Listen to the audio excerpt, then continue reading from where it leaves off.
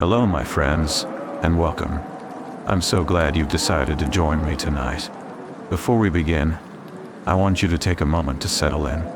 Dim the lights, find your most comfortable chair, and leave the busyness of the world behind. Tonight, we're stepping into the shadows to share a few stories that are as true as they are unsettling.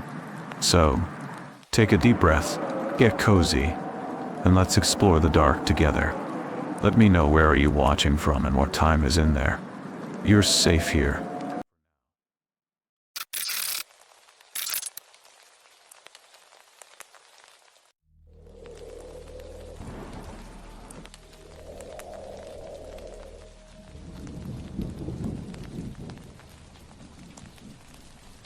I have been camping and hiking in the Pacific Northwest my entire life. I grew up in Bellingham, Washington, spent my summers backpacking through the Mount Baker wilderness, and worked as a seasonal ranger for the National Park Service for 5 years. I have encountered black bears, cougars, and even a few aggressive moose. I know how to handle wildlife. I know the difference between animal sounds and human sounds. I know what belongs in the woods and what does not. What happened to our group on that October weekend near the Canadian border was not wildlife. It was not bears. It was not cougout. It was not anything that should exist. And what happened to my friend Tom, what he became after he disappeared, still haunts me every single night.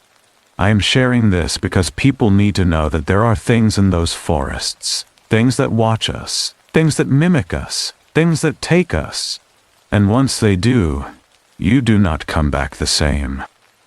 It was supposed to be a simple weekend camping trip. 6 of us, all college friends from Western Washington University, decided to celebrate finishing midterms by heading into the North Cascades for some remote backcountry camping. The plan was to hike into a secluded area about 15 miles from the nearest trailhead, set up camp near a creek, and spend 3 days fishing, drinking beer, and getting away from civilization. We were all experienced hikers. We had done trips like this dozens of times before.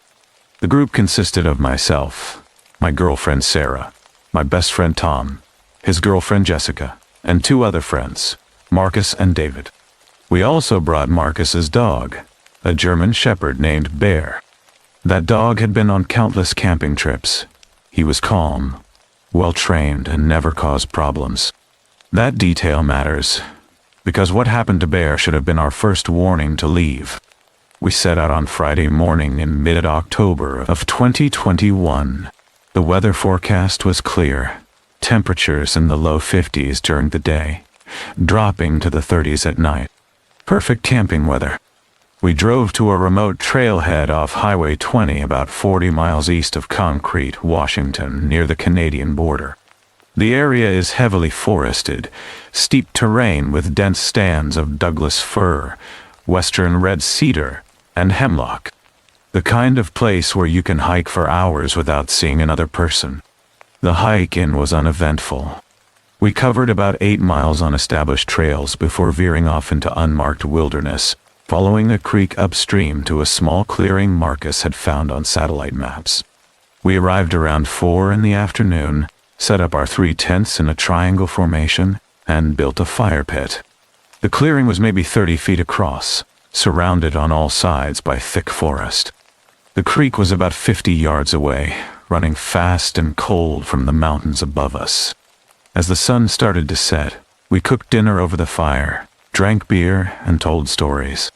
Bear was lying near the fire, relaxed and content. Everything felt normal. Then, around 9 p.m., the dog stood up and walked to the edge of the clearing. He just stood there, staring into the trees, completely still. Marcus called him back, but Bear did not move. He was focused on something in the darkness, his ears up, his body tense. That is when we heard it. A low, drawn-out howl coming from somewhere deep in the forest. It did not sound like a wolf or a coyote. It was too deep, too long, almost like a human trying to imitate an animal. We all stopped talking and listened. The howl came again, this time from a different direction. then again from another direction. It was like whatever was making the sound was circling us. Marcus stood up and called Bear again. The dog turned, looked at him, and then bolted into the trees. Just ran full speed into the darkness. Marcus shouted after him, grabbed his flashlight, and started to follow. Tom and I went with him. We spent 20 minutes searching the woods, calling Bear's name, shining our lights into the trees. Nothing. No barking, no rustling, no sign of the dog. He had just vanished. We went back to camp, assuming Bear had chased a deer or caught a scent, and would return on his own. Marcus was upset but not panicked. Dogs run off sometimes, especially in the wilderness. We agreed to keep the fire going and wait for him to come back. But as the night wore on, the forest started to feel wrong. It was too quiet. No insects, no owls, no wind in the trees. Just silence, heavy and oppressive, like the woods were holding their breath. Around midnight, Tom said he needed to take a leak and walk toward the tree line with his flashlight. We were all still sitting around the fire, talking quietly, keeping an ear out for Bear. 5 minutes passed. Then, 10. Sarah asked if someone should check on him. David stood up and called Tom's name. No response. We all grabbed our flashlights and started searching. We found his flashlight about 30 yards from camp, lying on the ground, still on. The beam was pointing into the trees, illuminating nothing but ferns and moss-covered logs. There were no footprints, no signs of a struggle, no blood.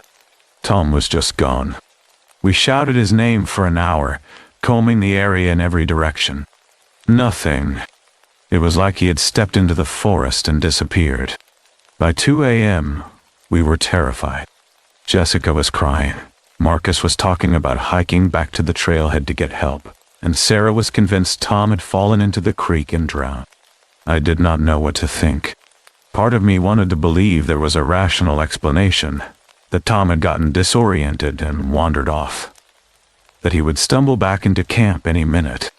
But another part of me, the part that had spent 5 years working in these mountains, knew that something was very wrong. That is when we heard Tom's voice. It came from the trees, faint and distant, calling out, "Help me, please, I am hurt. I need help." We all turned toward the sound, our flashlights cutting through the darkness. Jessica started running toward it, but I grabbed her arm. Something about the voice was wrong. It sounded like Tom. It had his cadence, his tone, but it was too flat, too emotionless, like someone reading lines from a script. The voice called out again, closer this time. "Help me, I fell. I cannot move. Please help me." It was coming from the north side of the clearing, maybe 50 yards into the trees. Marcus and David started walking toward it, flashlights raised. I followed, every instinct screaming at me to turn back. We moved slowly, stepping over logs and underbrush, calling Tom's name. The voice kept responding, always just out of sight, always moving deeper into the forest. Then it stopped.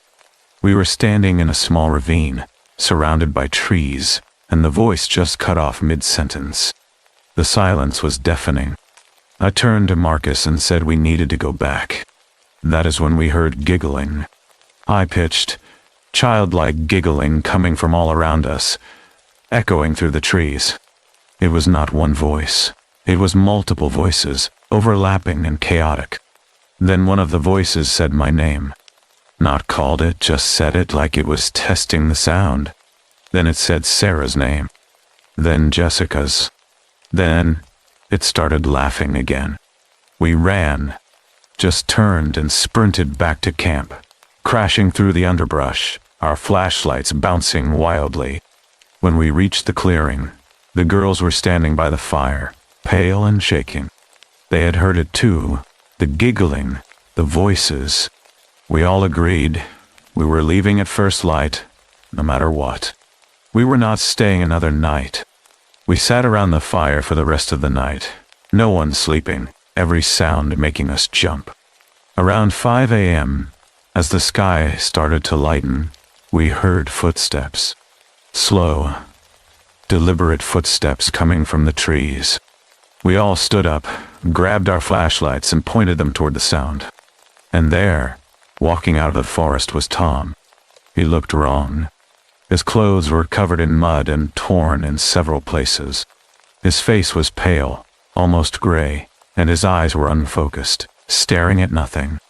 He moved in this jerky, unnatural way, like his joints were stiff, or he was being controlled by something. Marcus ran over to him, asking if he was okay. Where had he been? What happened? Tom did not respond. He just stood there, swaying slightly, his mouth hanging open. Jessica tried to touch his arm, and he flinched violently, stumbling backward and making this low, guttural sound that did not sound human. The smell hit us then, thick and rotten, like spoiled meat mixed with wet earth. Tom smelled like something that had been dead for days. Sarah started crying, saying we needed to get him to a hospital. I agreed, but something about the way Tom was looking at us, or not looking at us, made my skin crawl. We started packing up camp as quickly as possible, throwing gear into our backpacks, putting out the fire. Tom just stood there watching us with those empty eyes, not helping, not speaking. When we were ready to leave, Marcus tried to guide Tom toward the trail, but he would not move. He just stood there, his head tilted at an odd angle, breathing in shallow, rasping breaths.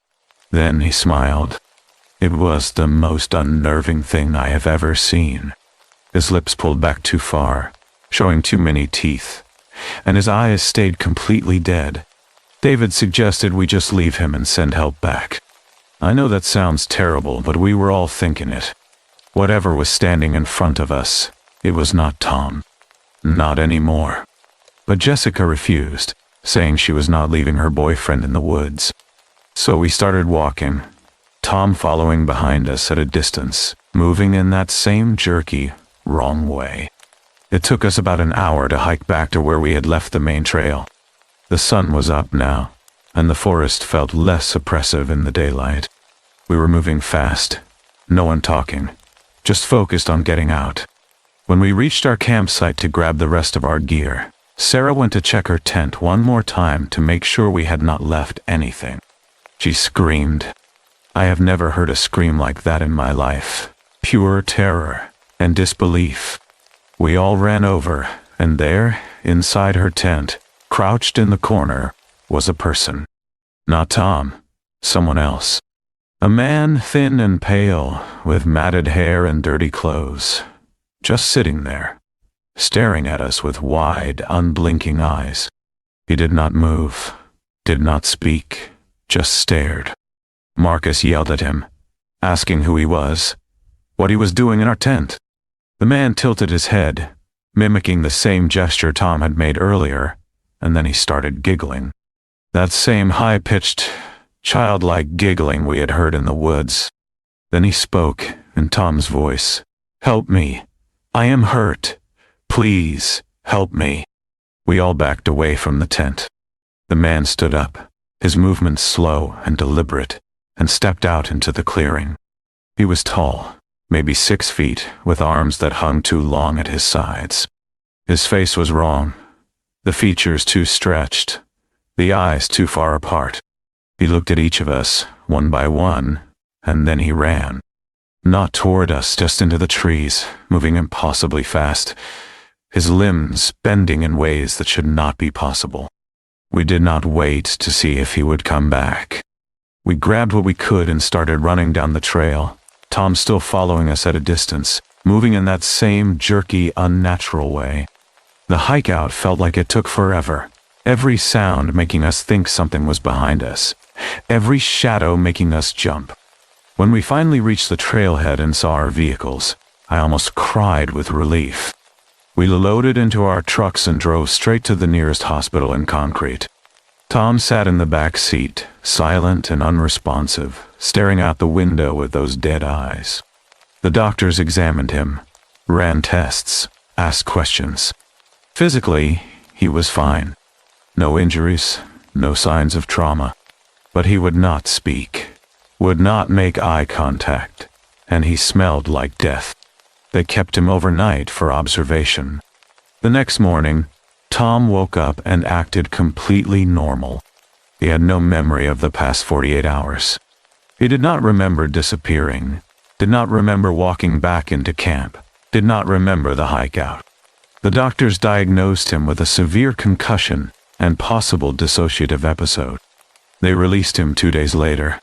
But Tom was different after that. He became withdrawn, stopped going outside, stopped answering calls. Jessica broke up with him a month later, saying he gave her nightmares, that sometimes she would wake up and find him standing over her bed, just staring at her. Marcus's dog, Bear, was never found. We filed a report with the National Park Service, but they found nothing unusual in the area. No evidence of the man in the tent, no signs of whatever had been circling our camp. I did research.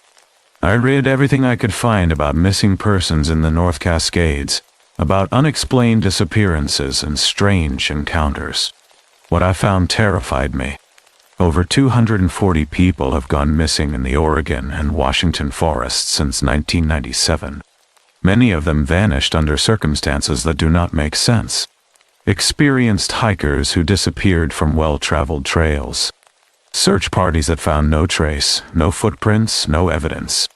And some of the people who were found, who came back after days or weeks in the woods, they came back changed. Wrong. There are stories, old stories from Native American tribes in the Pacific Northwest, about creatures that live in the deep forests, beings that can mimic human voices, that can steal your shape, that can take you and replace you with something else. The Salish people call them the basket ogress. Other tribes have different names, but the warnings are the same. Do not answer voices in the woods. Do not follow sounds that seem out of place. And if someone comes back from the forest acting strange, do not trust them. 2 years after that camping trip, I got a call from David. Marcus was dead. He had gone hunting alone near his family's cabin in the Cascade foothills, about 60 miles south of where we had camped. He was riding his ATV through the woods, tracking coyotes, when the vehicle flipped and pinned him. By the time his neighbor found him, it was too late. But here's the thing that still keeps me up at night. When they found Marcus, his rifle was missing. It was recovered 3 days later, about a quarter mile from where he died, covered in blood. Not his blood. Animal blood. And there were tracks around his body, large tracks that did not match any known animal in the area. The neighbor who found him told police that when he arrived, he heard someone calling for help in Marcus's voice. He followed the sound into the woods, and that is when something attacked him. He described it as tall, emaciated, with a face that looked almost human but was not. He shot it 3 times with a large caliber revolver, and it ran off. The official report listed Marcus's death as an ATV accident. But I know better. I think whatever we encountered in the North Cascades followed us home. I think it has been watching us, waiting. Bear disappeared first. Then Tom was taken and returned as something else. Now Marcus is dead. I am one of 4 people left from that trip, and I do not know who is next. If you ever go camping in the Pacific Northwest, especially in remote areas near the Canadian border, follow these rules. Do not answer voices in the woods, even if they sound like someone you know. Do not investigate sounds that seem out of place. If your dog or your friend disappears, do not go looking for them alone. And if someone comes back acting strange, if their movements are wrong, if they smell like death, get away from them as fast as you can.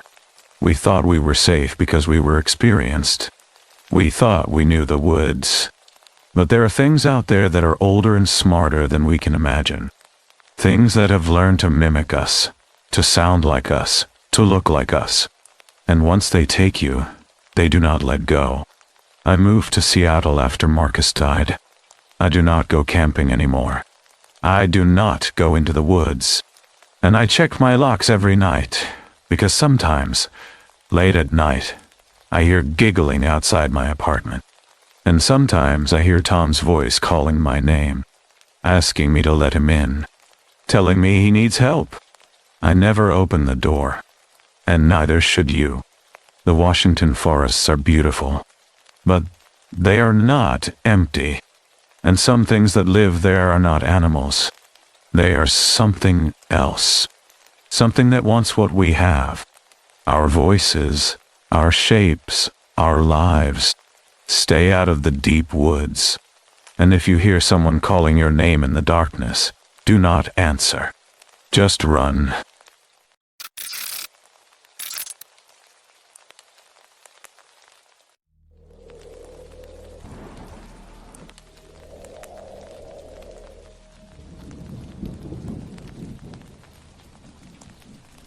I would like to tell you what happened to me on Thanksgiving weekend in 2018, and what I encountered in the woods afterward. I need you to understand something about addiction. It does not just destroy your body, it destroys your mind, your relationships, and your ability to see hope in anything. I spent 3 years addicted to opioids, pills that started as a prescription after a car accident and ended with me losing my job, my apartment, and nearly my life. By the time my parents staged an intervention and got me into treatment, I had attempted suicide twice. I had given up, but I agreed to try, one more time, to get clean. My parents took me to our family cabin in rural Vermont, a place where I could detox away from the city, away from my dealers, away from everything. It was supposed to be a fresh start, a chance to choose life. What I did not expect was that on Thanksgiving Day, I would witness a man throw himself off a bridge and die in front of me. And I certainly did not expect that 3 days later, I would hear that same man's voice calling to me from the woods, asking me to join him. What happened to me in those woods changed everything I thought I knew about life, death, and what waits for us in between. The cabin is located about 40 miles west of Montpelier, Vermont, deep in the Green Mountains. It has been in my family for 3 generations, a small 2-bedroom structure with a wood stove, no internet, and a landline phone that barely works. My parents thought it would be the perfect place for me to recover. Quiet, isolated, and far away from temptation. I'd been there for 2 weeks, going through withdrawal, shaking, sweating, and wishing I was dead. But by Thanksgiving, I was starting to feel almost human again. The physical symptoms were subsiding, and I was beginning to think that maybe, just maybe, I could actually get through this. On Thanksgiving morning, my parents suggested we take a walk. There is an old iron bridge about 3 miles from the cabin, built in the 1890s to cross a narrow gorge where a river runs 50 feet below. The bridge is no longer used for cars. It is too narrow and structurally unsafe, but it is still standing, rusted and covered in graffiti, a relic from another era.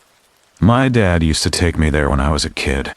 We would stand in the middle and drop stones into the river, watching them disappear into the white water below. It was a tradition. So, we bundled up, put on our coats, and started walking. The hike took about an hour, winding through dense forest on an old logging road that had not been maintained in decades. The air was cold, maybe 30 degrees, and the sky was overcast, heavy with the threat of snow. My parents walked ahead of me, talking quietly, giving me space. I was still fragile, still processing everything, and they knew better than to push. We were about a quarter mile from the bridge when I saw him. A man standing in the middle of the iron structure, leaning against the railing, staring down into the gorge. He was wearing a dark jacket, jeans, and no hat despite the cold. He did not turn when he heard us approaching. He just stood there, completely still, his hands gripping the railing. My father called out to him, asked if he was okay. The man did not respond.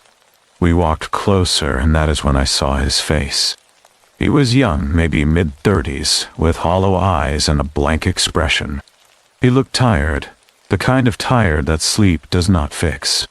My mother asked again if he needed help, if he wanted us to call someone. The man turned to look at us, and I will never forget what he said. He said, "I am sorry." Then he climbed over the railing and jumped. It happened so fast that none of us could react. 1 second he was standing there, the next he was falling, his body tumbling through the air, arms outstretched, legs kicking.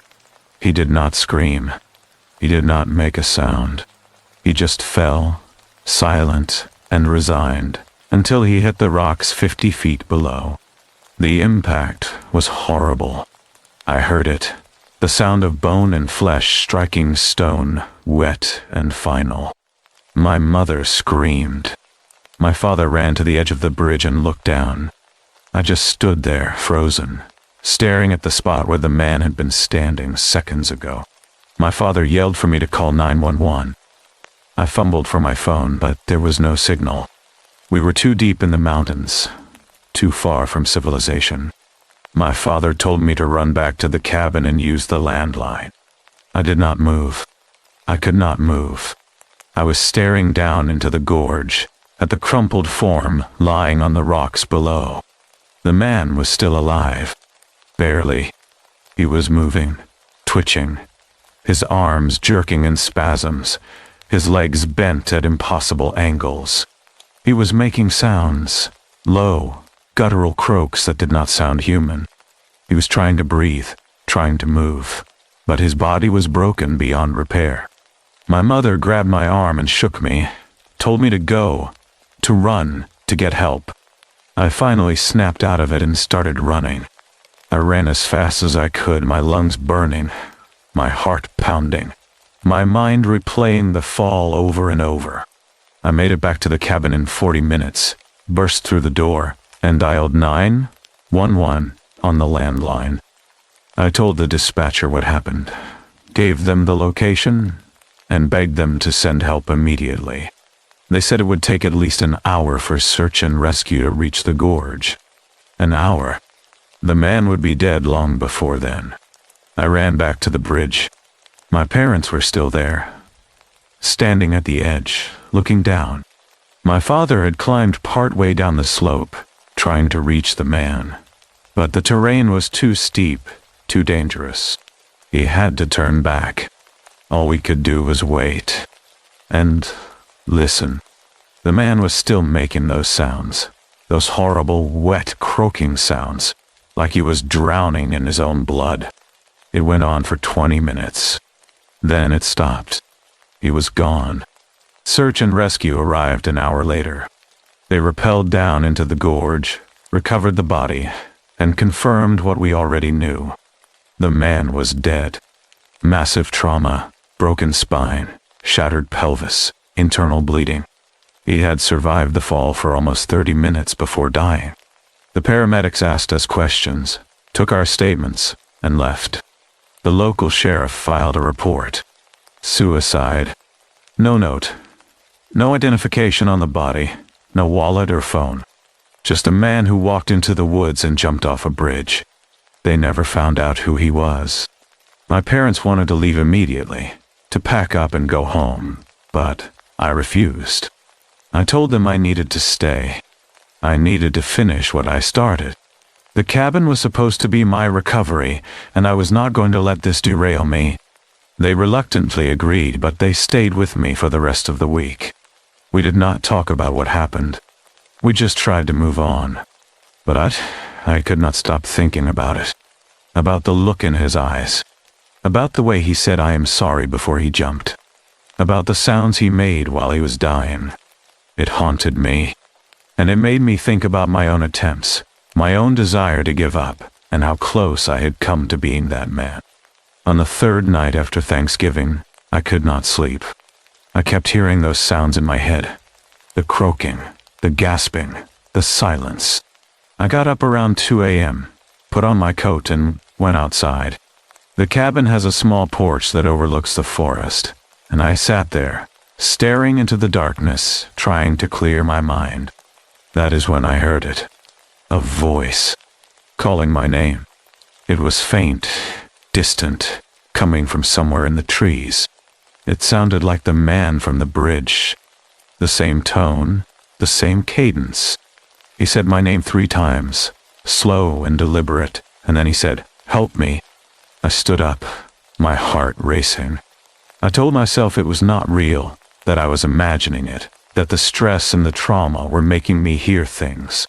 But the voice came again, closer this time, just beyond the tree line. "Help me, please. I am hurt." I grabbed a flashlight from inside the cabin and walked toward the voice. I do not know why. I should have woken my parents, should have stayed inside, but something pulled me forward. I needed to know. I walked into the forest, shining my light into the trees, calling out, asking if anyone was there. The voice responded, kept saying, "Help me. I am hurt. I need you. Always from just ahead. Always out of sight." I followed it for maybe 10 minutes, deeper and deeper into the woods, until I reached a small clearing. And there, standing in the center, was a figure. Tall, impossibly tall, at least 7 feet, with long, thin limbs and a hunched posture. Its skin was pale, almost gray, and it had no hair, no clothes, just smooth, stretched flesh. Its head was too large, elongated, with a neck that was too long and bent at an unnatural angle. And its face, God, its face was wrong. The eyes were too far apart, sunken and hollow, and the mouth was too wide, stretched into a grin that showed too many teeth. It tilted its head and spoke in the man's voice. The voice from the bridge. "Help me," it said. "I am hurt. I need you." The voice was perfect, identical, but the mouth did not move correctly. The lips did not sync with the words. It was like watching a badly dubbed movie. I took a step back, and the thing took a step forward. It crouched down, lowering itself to the ground, its joints bending in ways that should not be possible. It made a sound, a low, wet croaking sound, just like the man dying on the rocks. Then it stood back up, slowly, deliberately, and it laughed. Not a human laugh. A high-pitched, childlike giggle that echoed through the trees. I ran. I turned and sprinted back toward the cabin, crashing through the underbrush, my flashlight bouncing wildly, my breath coming in ragged gasps. Behind me, I could hear it following, the sound of branches breaking, footsteps pounding the ground, that awful giggling getting closer and closer. I did not look back. I just ran. I made it to the porch, slammed the door behind me and locked it. I stood there, gasping, shaking, staring out the window into the darkness. For a moment, there was nothing. Then I saw it, standing at the edge of the trees, just beyond the reach of the porch light, watching me. It stayed there for hours. I sat inside, lights on, door locked, watching it through the window. It did not move, did not speak, just stood there, staring. Around 5 a.m., as the sun started to rise, it turned and walked back into the forest. I have not seen it since, but I have heard it. 3 more times over the next week. Always at night. Always calling my name in the man's voice. Always asking for help. I stopped responding. I stopped going outside after dark. And when my parents finally convinced me to leave the cabin and go home, I did not argue. I have spent the past 6 years trying to make sense of what happened. I researched everything I could find about voice mimicry, about creatures in the woods, about folklore and cryptids and paranormal entities. What I found terrified me. There are stories, hundreds of them, from all over the world, about beings that mimic human voices to lure people into danger. They are called fleshgates, tall, thin, gray beings with long claws, and no hair that can perfectly mimic voices they have heard. They can only repeat phrases they have already heard, like a recording, and they use this ability to lure victims deeper into the woods. Once they have you isolated, they attack, and what they do to you, no one really knows, because the people they take do not come back. I think the thing I saw in the woods heard the man dying on the rocks. I think it recorded his voice, his last words, his last sounds. And I think it tried to use those sounds to lure me in, to make me another victim. I do not know why it chose me. Maybe it was random. Maybe it was because I was vulnerable, broken, easy prey. Or maybe it was because I was thinking about death, about giving up, and it sensed that. Either way, I got lucky. I ran, and I survived. The experience changed me. Witnessing that man jump, hearing him die, and then encountering that thing in the woods, it gave me perspective. I realized that death is not an escape. It is not peace. It is just the end. And there are things waiting in the darkness, things that feed on despair, on loneliness, on people who have given up. I did not want to be their next meal. So, I chose life. I stayed sober. I went to therapy. I rebuilt my life. And I never went back to that cabin. If you are ever in the woods at night, and you hear someone calling your name, do not answer. Do not follow the voice. Do not go looking for who it might be. Mimic entities use voice mimicry to lure victims, replicating loved ones' voices, to deceive people into dangerous situations. They sound real. They sound desperate. But they are not human. They are predators. And if you follow them, you will not come back. I am sharing this because I want people to understand that there are things in the world we do not understand. Things that hide in the darkness, waiting for the vulnerable, the lost, the broken. And if you are struggling, if you are thinking about giving up, please know that death is not the answer. There are people who can help you. There are resources, hotlines, therapists, support groups. You are not alone. And you are not a burden. The man on the bridge thought he was. He thought ending his life would solve his problems. But all it did was create more pain. For the people who loved him, for the strangers who watched him die, and for whatever was waiting in the woods. Do not be like him. Choose life. Fight for it. Because the alternative is not peace. It is just darkness. And in that darkness, something is waiting.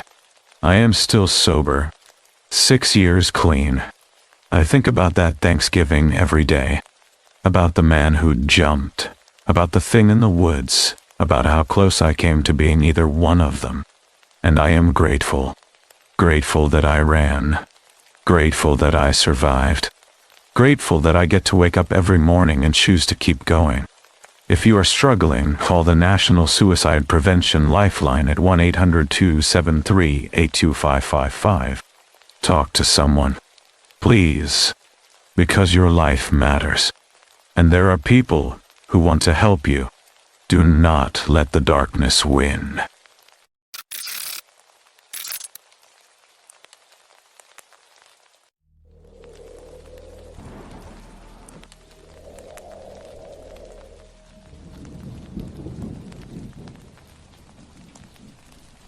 Before I share what happened to me, you need to understand something about the dark web.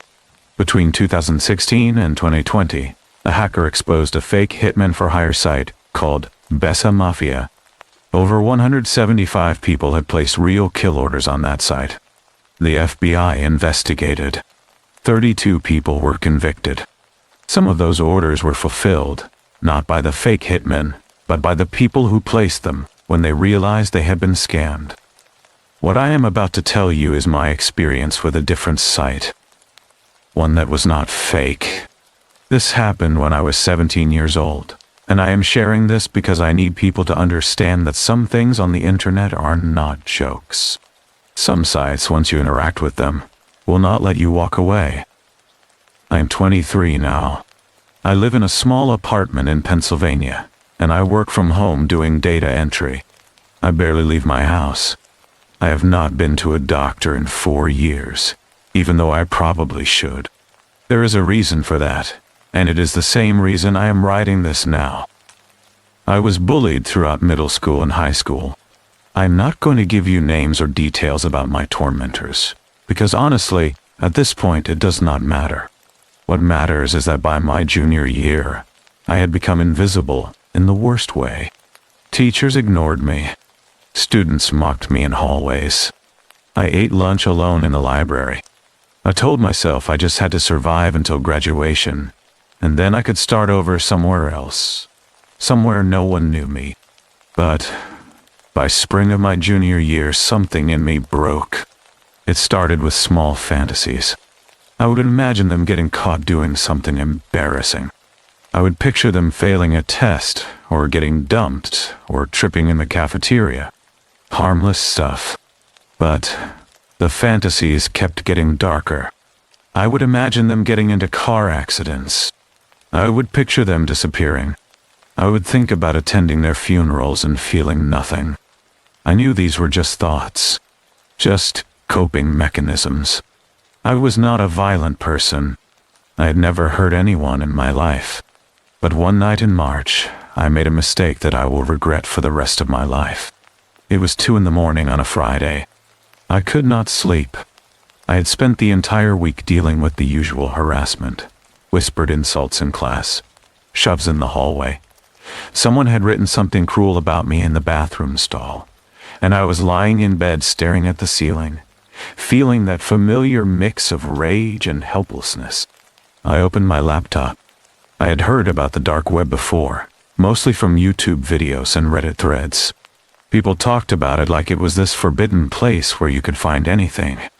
Drugs, fake IDs, stolen credit card numbers, and yes, hitmen for hire. I told myself I was just curious. I was not actually going to do anything. I just wanted to see if these sites were real or if they were just urban legends. I had downloaded Tor.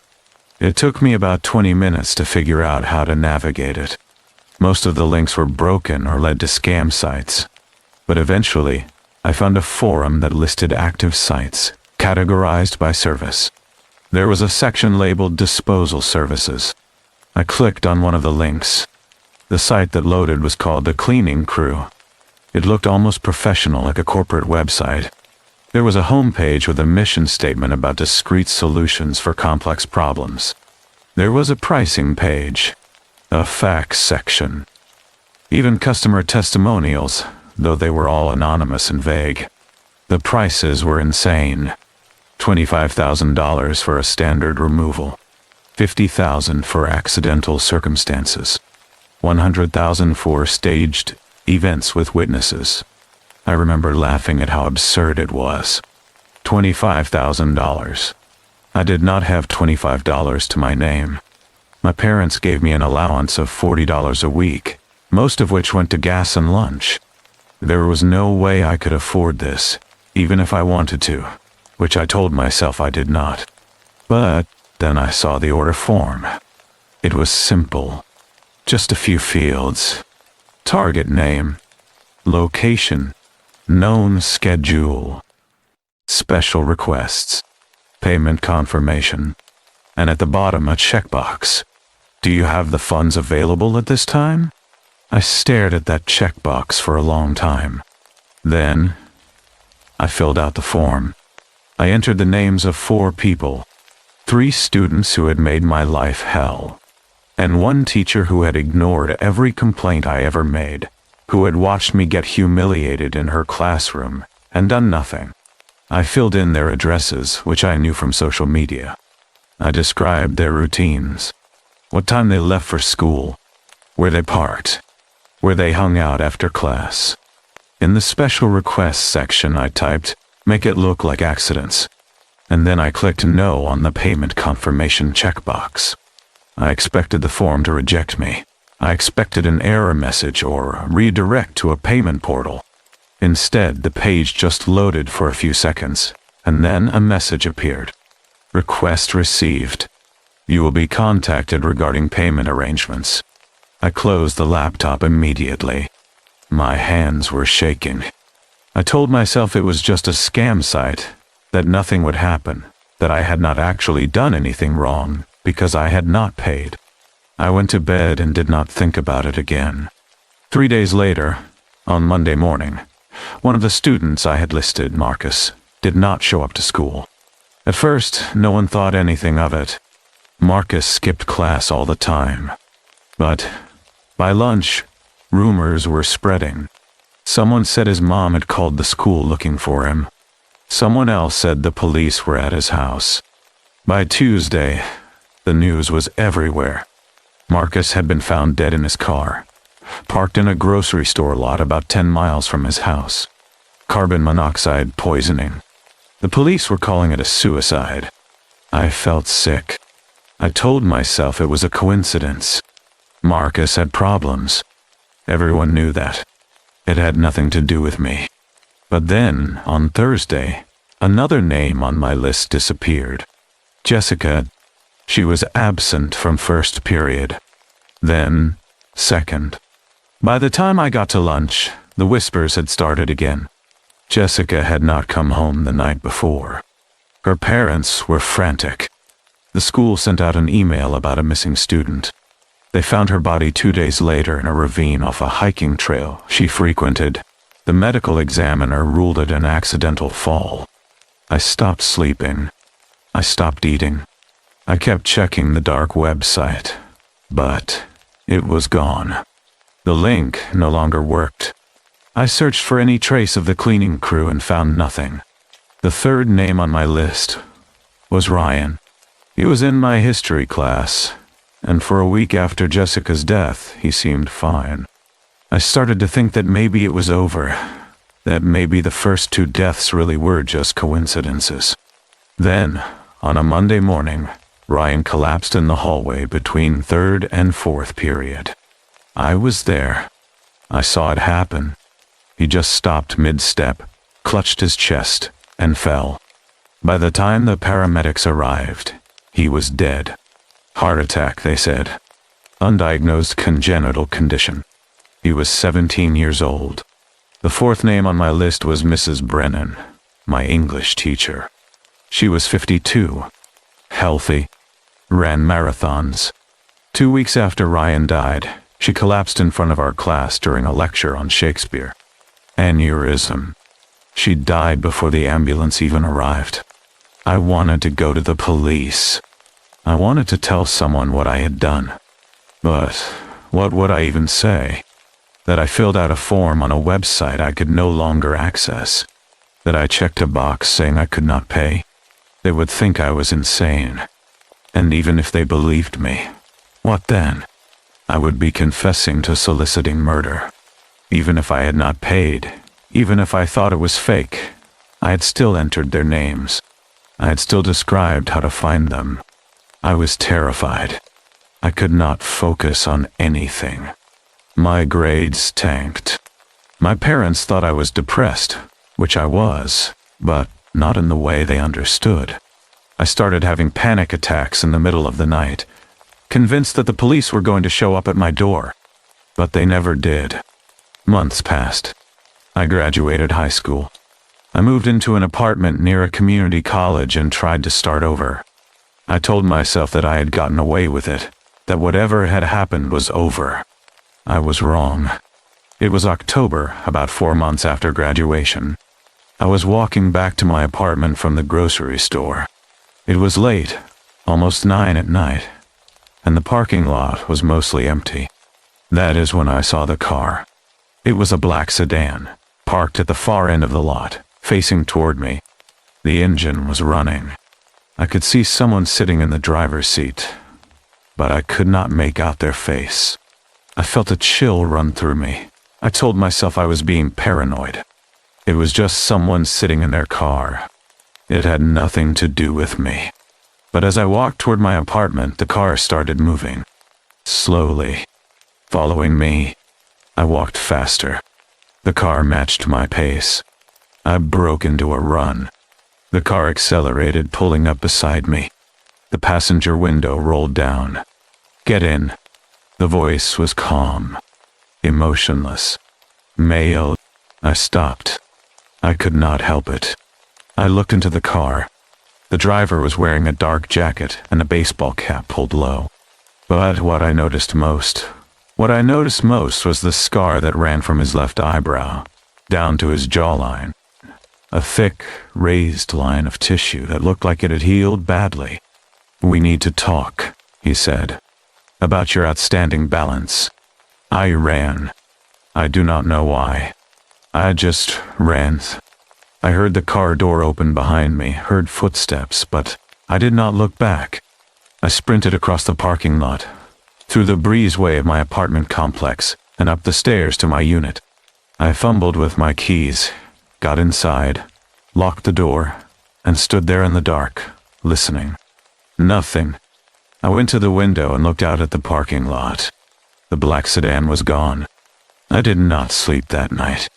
I sat on my couch with a kitchen knife in my lap, staring at the door. The next morning, I called in sick to my job. I spent the entire day researching.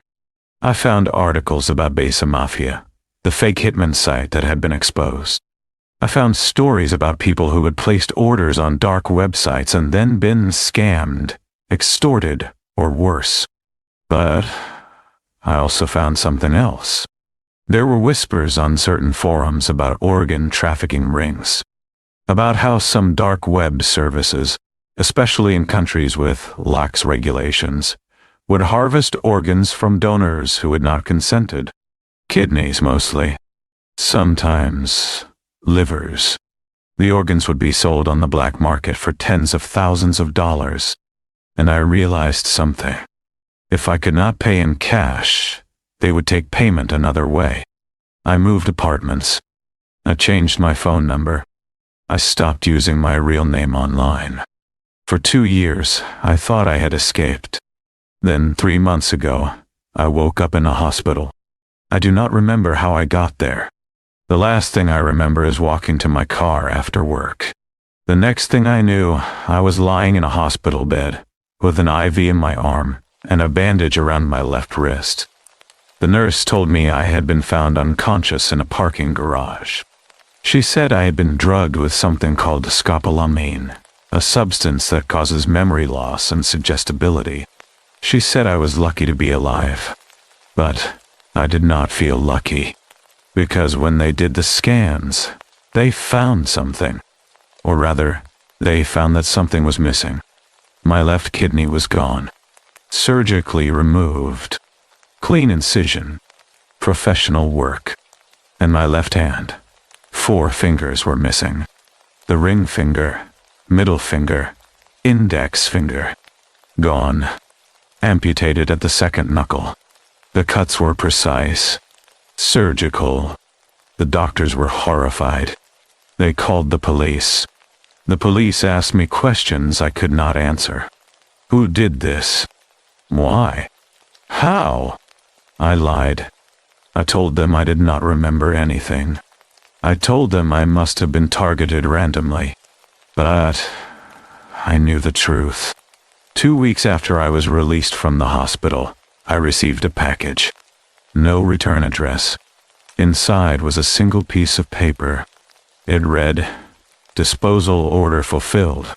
Payment collected. Contract complete. Do not contact us again." At the bottom of the page was a Bitcoin wallet address and a transaction record showing a payment of $25,000. Dated the same day I had filled out the form 3 years ago. They had paid themselves, using my body. I am writing this now because I need people to understand. The dark web is not a joke. Those sites are not pranks. When you interact with them, even as a joke, even without money, you are entering into a contract you do not understand. 4 people are dead because I was angry and reckless. I am alive, but I am missing parts of myself that I will never get back. Every time I look at my left hand, I am reminded of what I did. If you are reading this, and you are being bullied, if you are hurting and desperate and angry, please, do not make the mistake I made. Talk to someone. Get help. Walk away from the computer. Because some websites, once you visit them, will never let you leave. And the price they collect is always higher than you think.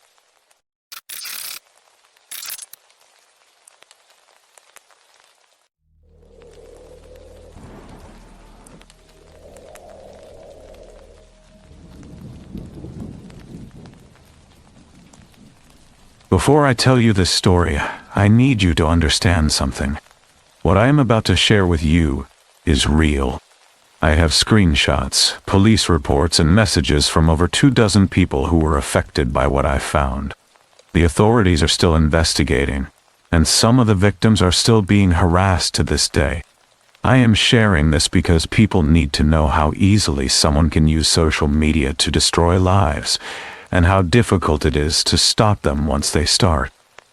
I am a 27-year-old software developer from Portland, Oregon. I spend a lot of time online, probably more than I should, and I have been using Facebook since 2008. I tell you this because I am not some paranoid person who sees conspiracies everywhere. I know how the internet works. I understand algorithms, data scraping, and social engineering. But what I found in late 2017 made me question everything I thought I knew about online safety. It started on a Tuesday evening in November. I was scrolling through my feed when I saw a post from my friend Jessica. She had shared something from an account I did not recognize. The profile picture showed a middle-aged woman with dark hair and a warm smile, standing in front of what looked like a house in the suburbs. The account name was Rebecca Lawson. The post itself was bizarre. It was a long, rambling story about a woman named Daphne, a supposed friend of the poster's father. According to the post, Daphne had died by suicide after being denied plastic surgery. The story was accompanied by photos, disturbing edited images of a woman with severe facial injuries. I almost scrolled past it.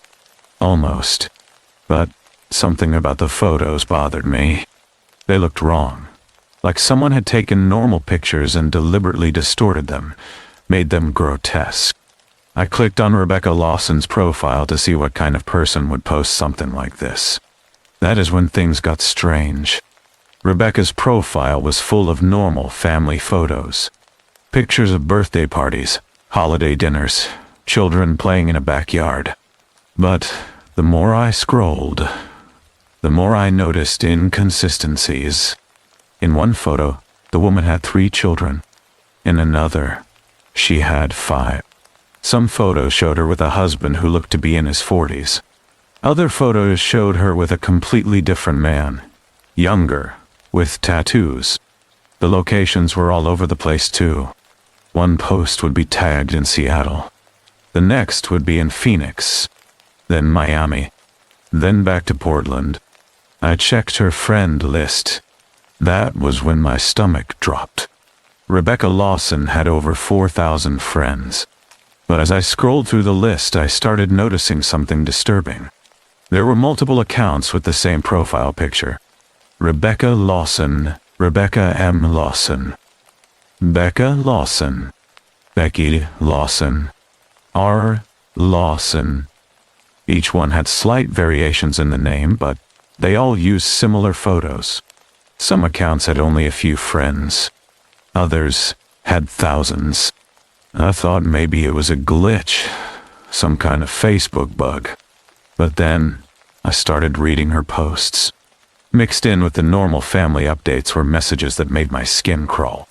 One post talked about wanting to have her funeral before her husband's. Another described killing her own children in graphic detail. There were photos of dead animals, captions about cannibalism, and rambling paragraphs that made no logical sense. This was not just one person having a mental breakdown. This was something deliberate, something calculated. I spent the next 3 hours going through every account I could find. I discovered that Rebecca Lawson, or whoever was behind these profiles, had created at least 30 different accounts. Each one had a slightly different name. Each one had a different friend list. But they were all connected. They all followed each other. They all shared each other's posts. It was like watching someone build an entire fake social network, one profile at a time. I reached out to Jessica and asked her why she had shared Rebecca's post. She told me Rebecca had sent her a friend request a few months earlier.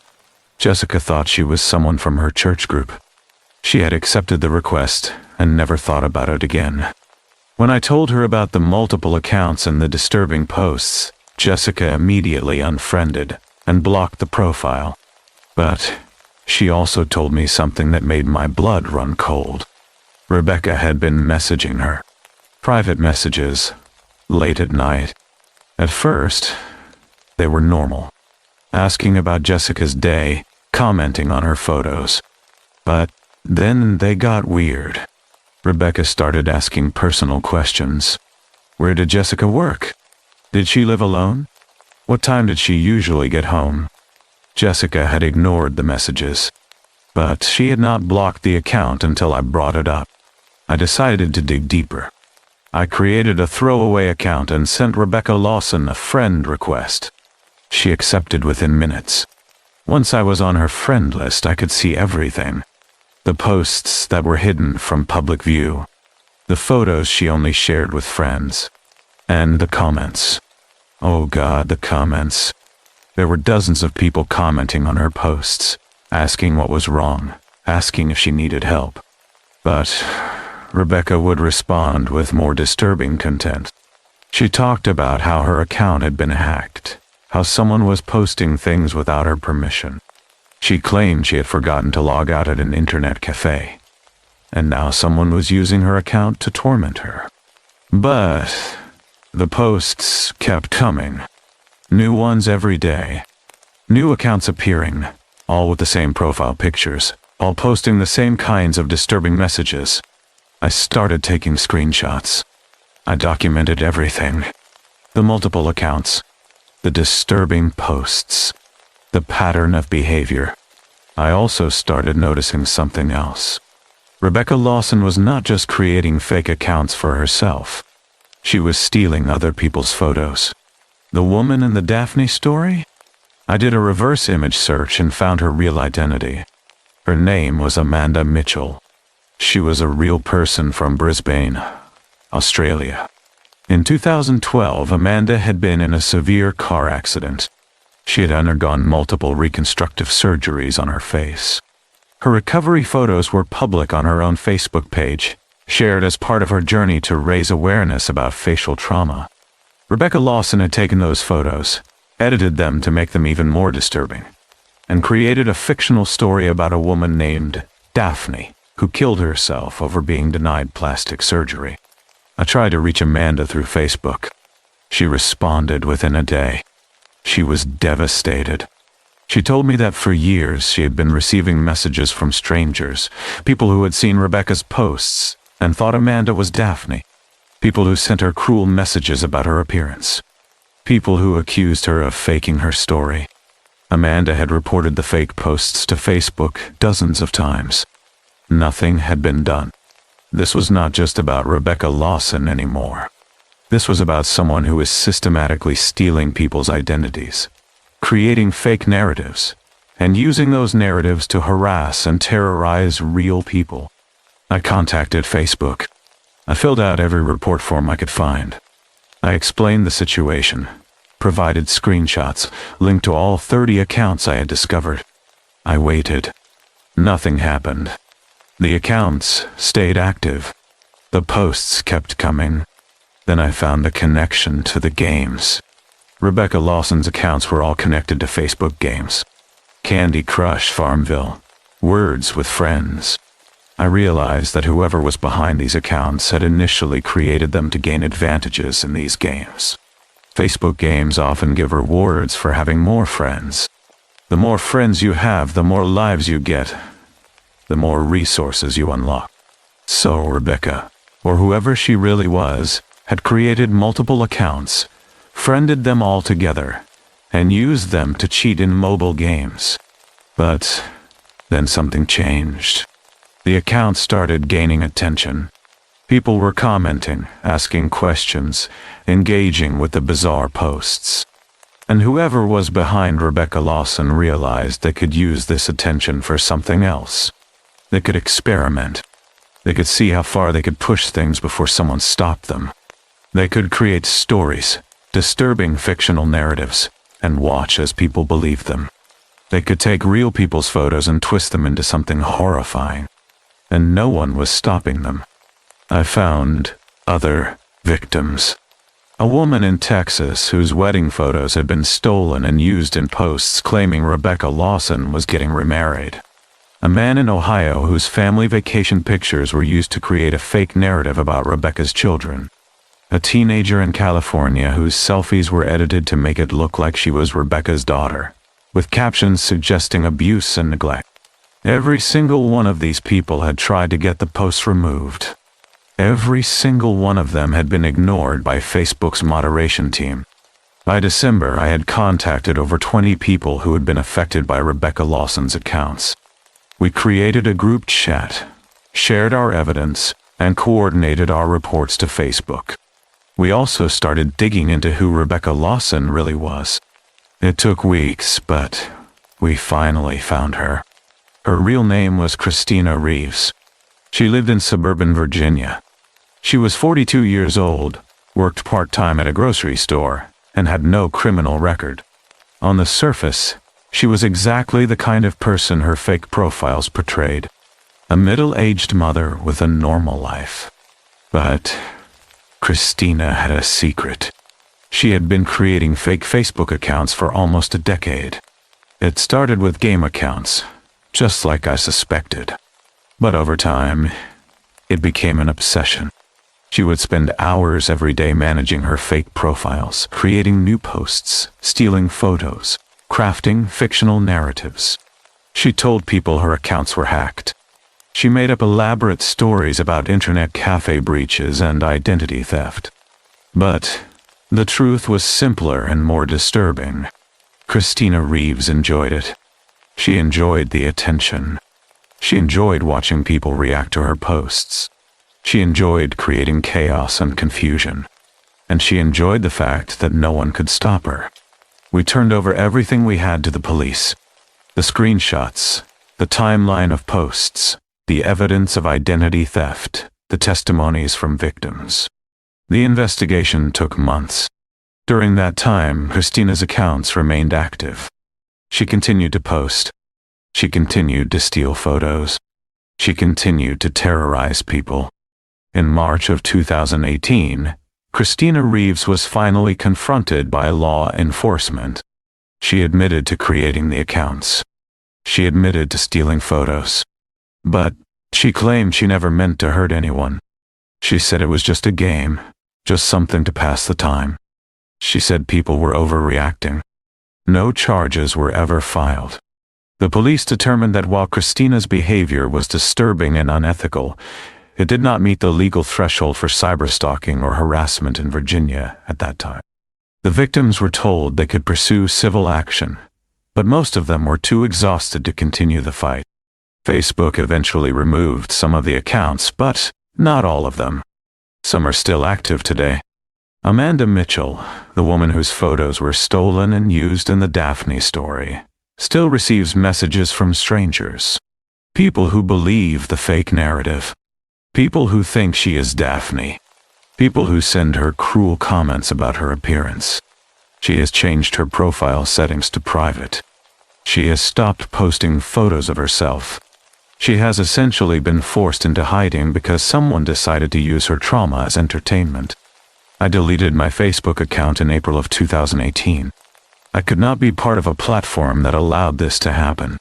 But the damage was already done. Christina Reeves had successfully terrorized dozens of people, stolen hundreds of photos, created thousands of disturbing posts, and faced no real consequences. The last time I checked, there were still accounts active with variations of the name Rebecca Lawson.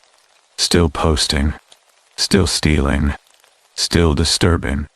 And as far as I know, Christina Reeves is still out there, probably creating new accounts under new names, starting the cycle all over again.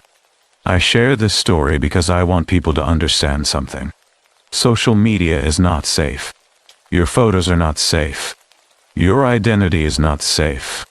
There are people out there like Christina Reeves who will take everything you share online and twist it into something horrible. And the platforms we trust to protect us will do nothing to stop it. If you see something suspicious online, if you notice fake accounts using your photos, if someone is harassing you through multiple profiles, document everything. Take screenshots. Save messages. Report it to the platform. Report it to the police. Tell everyone you know. Because the more people who are aware, the harder it becomes for people like Christina Reeves to operate in the shadows. And if you ever come across an account named Rebecca Lawson, or any variation of that name, do yourself a favor.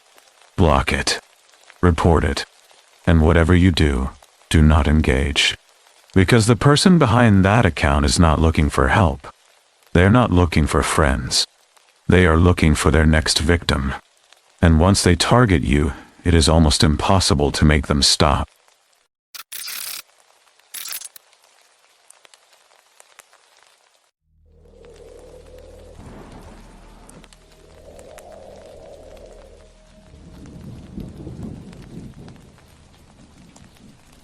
This is a testimony I have been carrying for 3 years now.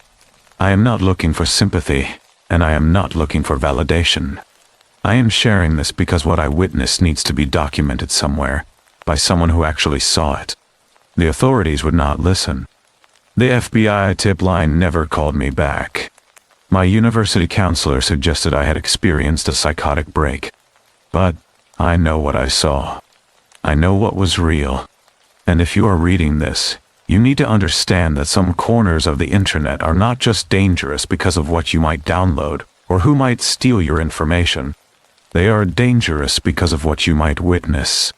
And because once you witness it, they know you witnessed it. They will make sure you never forget. I would not call myself an idiot. At least, I did not think I was one. I was a 23-year-old college student in West Virginia with decent grades, a part-time job at a campus coffee shop, and a relatively normal life. I was not the type to go looking for trouble. I was not the type to believe in urban legends or conspiracy theories. I was just bored one night, clicking through random websites while my roommate studied for finals in the other room. That is when the pop-up appeared. It was not like the usual spam advertisements for cheap pills or fake antivirus software. This one was different. The window was black with red text that read, "Death games. Click if you dare." I should have closed it immediately. I should have run a virus scan and gone to bed. But curiosity got the better of me. I thought it would be some cheesy flash game. Maybe a poorly made horror game someone had coded in their basement. So, I clicked. The page that loaded was crude, almost primitive. It looked like something designed in the late 1990s, all black background and white text. At the top of the page, there was a simple message. You wanted to see more. We are always watching. We are always creating. Below that message was a series of thumbnail images. Each one showed a crude, stick figure style animation. The animations were poorly drawn, almost childish in their simplicity. But something about them made my stomach turn. I clicked on the first one. The animation started playing immediately. No sound at first, just a crudely drawn figure tied to a chair. Then another figure appeared, this one holding what looked like a knife. The animation was jerky, amateurish, like something a teenager might make in a basic animation program. But then the screaming started. The scream was not animated. It was real. It was a human voice, raw and terrified, echoing through my laptop speakers. I scrambled to turn down the volume, my hands shaking. The crude animation continued, showing the figure with the knife making slashing motions. But the screams, those awful screams, they were too real. They had depth and terror and pain that no voice actor could fake. I closed the tab, my heart pounding. I told myself it was just a sick prank. Some edgelord trying to scare people with stock audio from a horror movie. But My hands would not stop shaking. I sat there for a long moment, staring at my desktop, trying to convince myself that what I had just heard was not real. Then I clicked on the second animation. This one showed a figure hanging from what looked like a ceiling beam. The same crude, stick figure style. But the sounds that accompanied it were different. Choking, gasping, the wet, horrible sounds of someone struggling to breathe. And beneath those sounds, I could hear voices in the background. Not English. Something else. Russian, maybe. Or another Slavic language. The voices sounded calm, almost conversational, while the choking continued. I should have stopped. I should have closed my laptop and walked away. But I could not. It was like watching a car accident unfold in slow motion. You know you should look away, but you cannot. I clicked on the third animation, the fourth, the fifth. Each one was the same crude style. Stick figures, simple backgrounds, childish drawings. But the audio was horrifyingly real. Screaming, begging, the sound of blunt impacts. The wet sounds that I did not want to identify, but knew exactly what they were. And in every single one, those calm voices in the background. Sometimes in English, sometimes in other languages. Always calm, always conversational. By the time I had watched 7 of these clips, I was crying. My hands were shaking so badly I could barely control the mouse. I wanted to stop, but I could not. It was like something had taken control of my body, forcing me to keep watching, keep clicking, keep witnessing these horrible things disguised as crude animations. Then the screen changed. The black background disappeared, replaced by a live video feed. Not an animation. Real footage. 2 men stood in a gray concrete room that looked like a basement or a warehouse. They were wearing masks. The kind you see in cheap horror movies, white and featureless. Between them, on the floor, lay the dismembered body of a woman. I could see the blood, dark and pooled beneath her. Next to the body was a wet, blood-stained business suit, neatly folded. I could not breathe. I could not move. I could not look away. Then a voice came through my speakers. It was distorted, run through some kind of filter to make it unrecognizable. But the words were clear and deliberate. You wanted to see more, the voice said. You clicked. You watched. You wanted to know if it was real. And we did it for you. We created it for you. Those were not animations. Those were recordings. Real recordings. Disguised. Simplified. Made to look fake so people like you would watch them without reporting them. You've been watching real murders. And now, you can experience it too. The camera shifted, zooming in on something on the floor. A phone. My phone number was displayed on the screen. I slammed my laptop shut so hard I thought I had broken the hinge. I was hyperventilating, my vision swimming, my entire body shaking. I grabbed my phone from my desk and stared at it, half expecting it to ring, half expecting that distorted voice to come through my speakers, even though my laptop was closed. Nothing happened. I sat there in the dark, listening to my roommate's pencil scratching away in the other room, and I tried to convince myself that what I had just seen was not real, that it was an elaborate hoax. That someone had used editing software to create fake footage designed to terrify people. But the sounds, the screams, the way that woman's body had been positioned, the blood, it was real. I did not sleep that night. I sat at my desk, staring at my closed laptop, terrified to open it again. When my roommate finally went to bed around 2 in the morning, I whispered, "Hey, do you know what the dark web is?" He looked at me like I was insane. "Yeah. Why? How do you access it?" He frowned. "You do not just access it, dude. You need special software. Tor browser. VPN. Why are you asking? I did not answer. I just sat there, my mind racing. If I had not intentionally gone looking for the dark web, how had I ended up there? Had that pop-up been a gateway? A link that routed me through layers of encryption without me even knowing? The next morning, I went to the campus police. I told them everything. I showed them my laptop, tried to find the site again, but it was gone. No history, no cookies, no trace that it had ever existed. The officer looked at me with barely concealed skepticism and told me that if I found the site again, I should report it to the FBI. So I did. I filled out the online form on the FBI tip line, detailing everything I had seen, everything I had heard. I included my contact information and waited. Days passed, then weeks. I never heard back, but strange things started happening. I would find my laptop open in the morning, even though I was certain I had closed it the night before.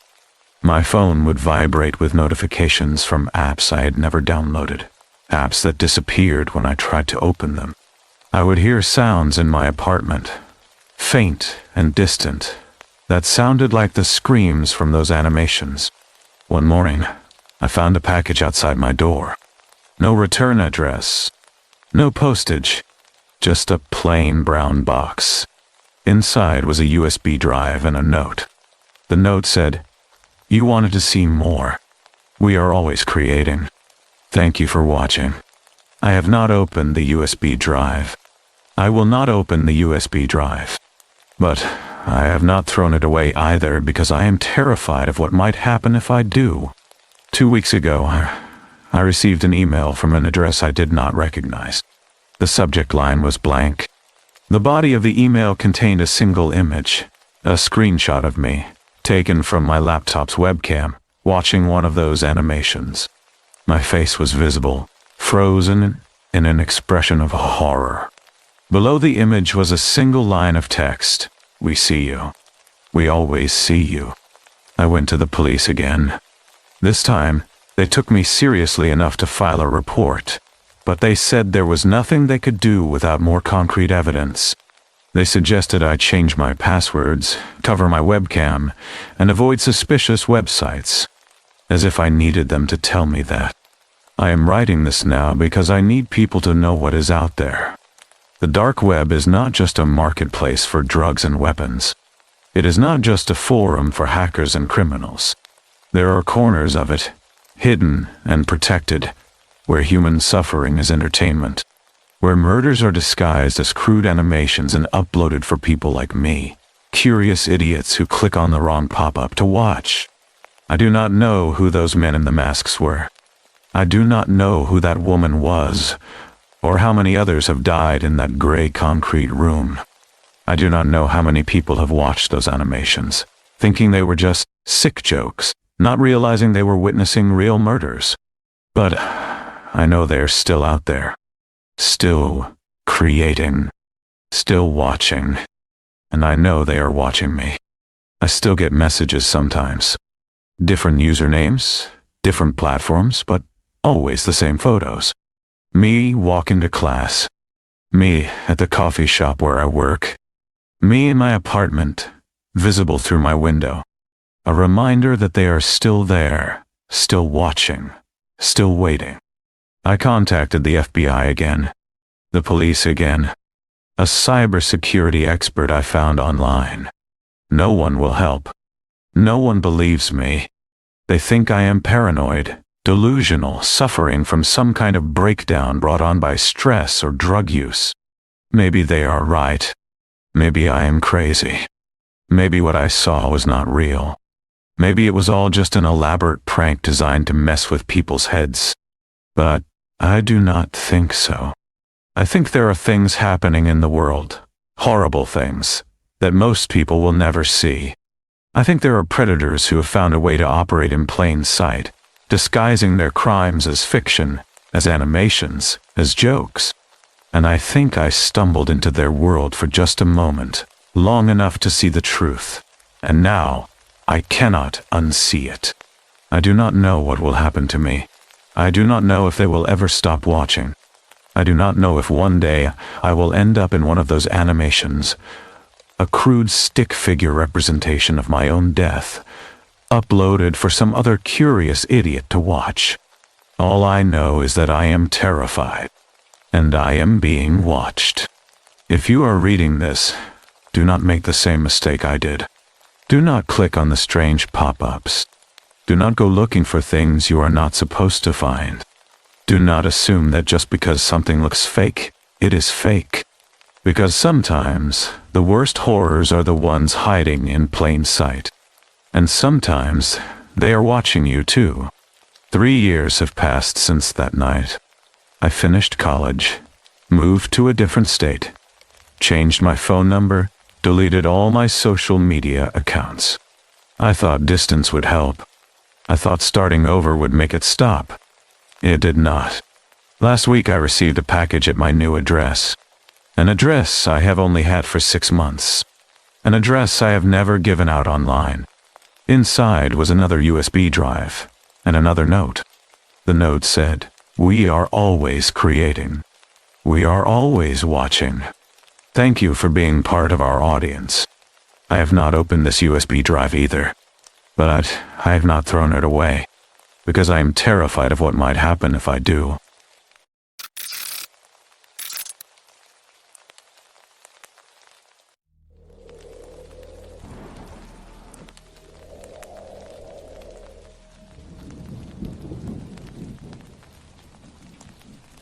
I am a 26-year-old paralegal working for a corporate law firm in Portland, Oregon.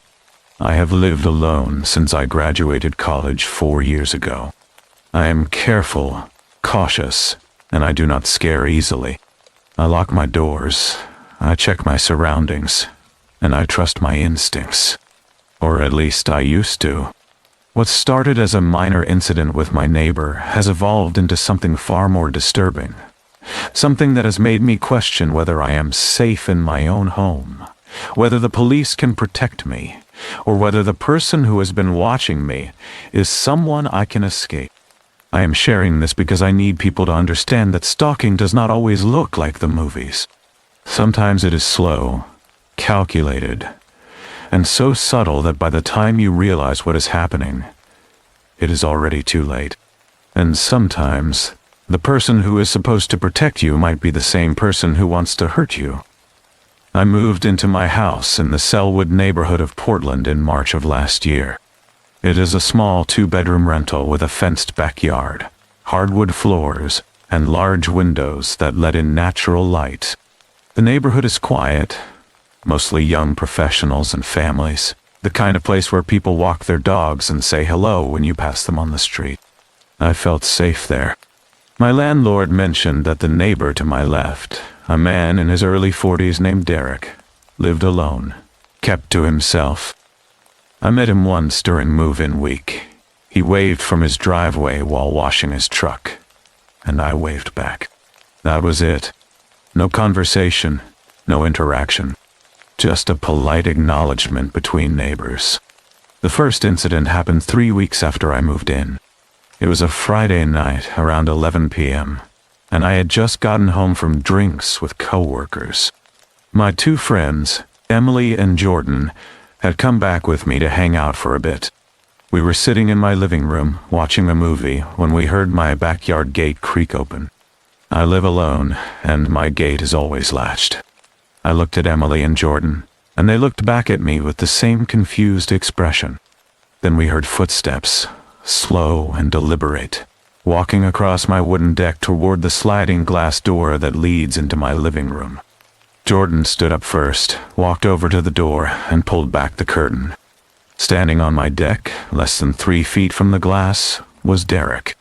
He was holding the leash of a small terrier, staring directly into my house. Jordan opened the door halfway and asked what he was doing. Derek did not seem startled or embarrassed. He just smiled and said his dog had gotten loose and jumped over the fence into my yard. He said he came to get it back. Jordan told him he needed to leave, that he should have knocked on the front door instead of entering my backyard unannounced. Derek apologized, said it would not happen again, and walked back toward the gate with his dog. After he left, Emily locked the sliding door and checked to make sure the latch was secure. She told me the whole thing felt wrong, that Derek had not looked for his dog. He had just been standing there, staring into the house. Jordan agreed, but I tried to rationalize it. Maybe the dog really did get loose. Maybe he panicked and just hopped the fence without thinking. I told myself it was a misunderstanding, that I was overreacting. I should have listened to my instincts. I should have called the police that night. But I did not, and that was my first mistake. For the next 2 months, nothing happened. I did not see Derek, did not hear from him, did not think about the incident. I started to believe it really was just a one-time thing.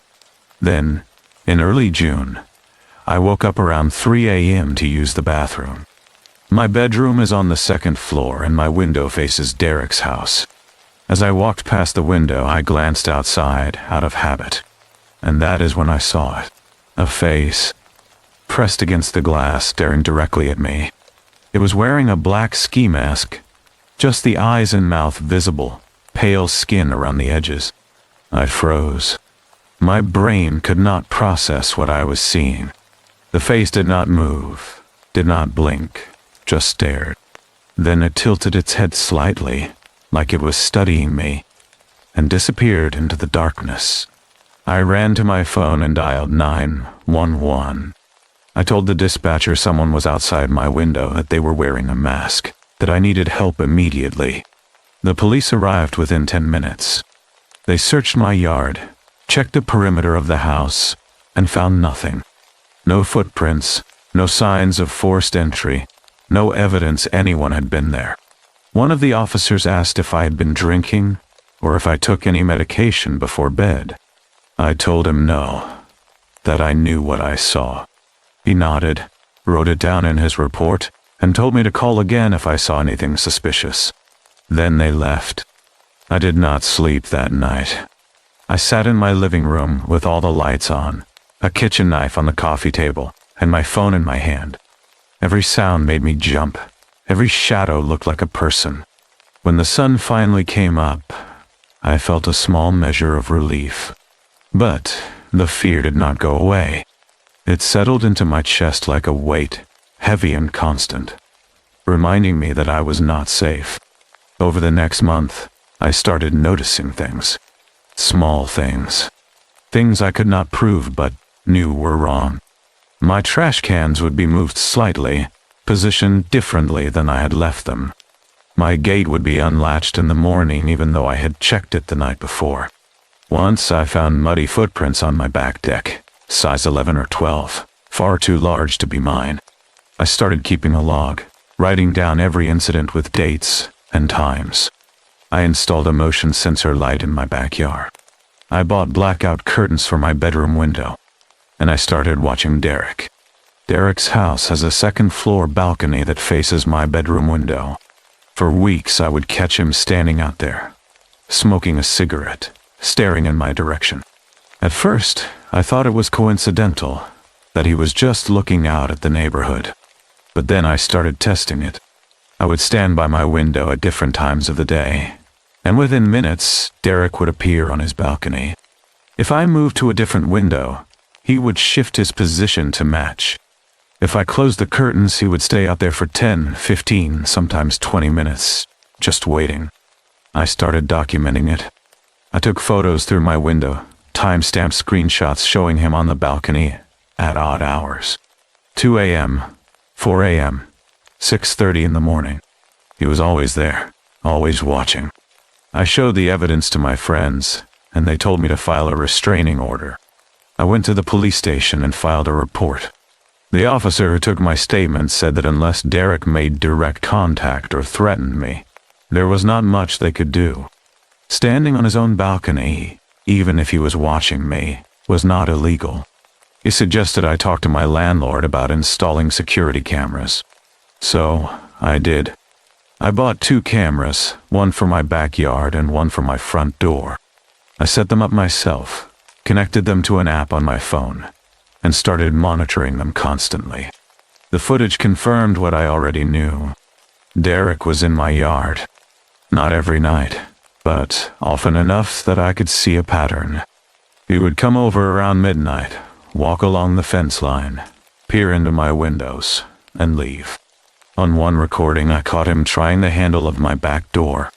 It was locked, and he did not force it, but the intent was clear. I filed another police report. This time, they sent an officer to talk to Derek. He denied everything, said I was harassing him, that I was the one watching him. The officer told me there was not enough evidence to press charges, that the video footage did not clearly show his face, and that I should consider moving if I felt unsafe. I remember sitting in my car after that meeting, staring at the steering wheel, feeling completely powerless. The system that was supposed to protect me had just told me to run. In late August, I stayed late at work to finish a brief for a client. I did not leave the office until almost 11 p.m. The drive home takes about 30 minutes, most of it on Highway 26 through a stretch of rural road between Beaverton and Portland. It is dark, sparsely populated, with long stretches where you do not see another car for miles. About 15 minutes into the drive, I noticed headlights behind me. They stayed close, matching my speed, never passing. I changed lanes. The car changed lanes. I slowed down. The car slowed down. Then, without warning, blue and red lights started flashing from inside the vehicle. It was an unmarked black sedan. No police markings, no rooftop light bar. Just internal emergency lights mounted behind the grille. My first instinct was to pull over, but something felt wrong. I had been pulled over before, and it had always been by a marked police car. I grabbed my phone and dialed 911 while keeping my hands on the wheel. The dispatcher answered, and I told her I was being pulled over by an unmarked vehicle on Highway 26, that I was not sure if it was a real police officer, and that I needed confirmation. She asked for my location, told me to slow down but not stop, and said she would verify if there were any officers conducting traffic stops in the area. The car behind me flashed its lights again and honked. I kept driving, hands shaking, eyes locked on the rearview mirror. Then the driver pulled up alongside me, rolled down his window, and started yelling for me to pull over. I could not see his face clearly, it was too dark, but I could see he was wearing some kind of uniform. The dispatcher came back on the line and told me there were no officers reported in that area, that I should drive to the nearest well-lit public location and wait for a marked patrol car to meet me. I accelerated, putting distance between myself and the unmarked car. The driver stayed next to me for a few more seconds, then suddenly swerved across 2 lanes and took the next exit, speeding off into the darkness. I pulled into a 24-hour gas station and waited. A marked patrol car arrived within 10 minutes. The officer took my statement, reviewed the dashcam footage I had recorded on my phone, and told me they would investigate. He said fake police stops were rare but not unheard of, that criminals sometimes used emergency lights to pull over victims in isolated areas. He said I did the right thing by not stopping. I asked him if they could track the car, if there were any cameras on the highway that might have caught the license plate. He said they would try, but without a clear plate number or vehicle description, it would be difficult. I drove home in a state of shock. When I pulled into my driveway, I sat in my car for 10 minutes, staring at my house, trying to convince myself that what happened was random, but I could not shake the feeling that it was not. The timing, the location, the fact that it happened on a route I took home from work, it all felt too deliberate. And when I finally got out of my car and walked to my front door, I saw Derek standing on his balcony, watching me. I did not sleep that night. I sat at my kitchen table with my laptop, searching for information on police impersonators in Oregon. What I found terrified me. There have been dozens of cases over the past decade, men using fake badges, fake uniforms, and fake emergency lights to pull over women on remote roads. Some were arrested, some were never caught. In one case in California, A man impersonated a police officer to abduct a college student. She survived because she called 911 and refused to stop. In another case in Colorado, a fake officer pulled over multiple women during stay-at-home orders, asking for identification and vehicle information before disappearing. Most of the victims never saw the person again, but some did. I started thinking about Derek, about his behavior, the stalking, the watching, the way he always seemed to know where I was. And then I started thinking about the unmarked car, the uniform, the aggressive insistence that I pull over. What if it was not random? What if Derek knew my schedule, knew the route I took home, knew I would be alone on that highway late at night? What if he was not just watching me from his balcony? What if he was following me? I checked the timestamps on my security camera footage. On the night of the traffic stop, Derek left his house at 10:15 p.m., got into a black sedan, and did not return until 12:30 a.m. The same time I got home, I felt sick. I called the police and told them I thought my neighbor was the person who tried to pull me over. They said they would look into it, but without proof, there was nothing they could do. I asked if they could search his car, check for emergency lights or police equipment. They said they needed a warrant, and they did not have enough evidence to get one. It has been 3 months since the traffic stop. I have not seen Derek on his balcony as often, but I know he is still watching. I installed more cameras, changed all my locks, and started parking my car in a different location every night. I vary my route home from work. I check my rearview mirror constantly. I do not go anywhere alone after dark. My friends tell me I should move, that I should get a restraining order, that I should do something. But I am terrified that if I move, he will follow me. And I am terrified that if I confront him, it will escalate into something worse. The police have been no help. They say my evidence is circumstantial, that Derek has not made any direct threats, that they cannot arrest someone for standing on their own balcony or driving a black car. I feel trapped, stuck in a situation where I know I am being stalked, but cannot prove it in a way that the legal system recognizes. I am sharing this because I want people to understand how easy it is to become a victim. I did everything right. I locked my doors. I reported incidents to the police. I documented everything. And it was not enough. The system failed me. And now I live in constant fear that one day, Derek is going to stop watching and start acting. If you ever feel like you are being watched, trust your instincts. Do not rationalize it. Do not tell yourself you are overreacting. Document everything. Install cameras. And report every incident to the police, even if they do not take you seriously. Create a paper trail. Because if something happens, that evidence might be the only thing that saves you. If you are ever pulled over by an unmarked vehicle and something feels wrong, do not stop. Call 911. Tell the dispatcher your location, and drive to a well-lit public area. Real police officers will understand. Fake ones will run. And if you have a neighbor who makes you uncomfortable, who watches you, who shows up in places they should not be, do not ignore it. Install security measures immediately. Tell your friends, tell your family, tell your coworkers. Make sure people know what is happening. Because if you disappear, someone needs to know where to start looking. I still live in that house. I still see Derek on his balcony.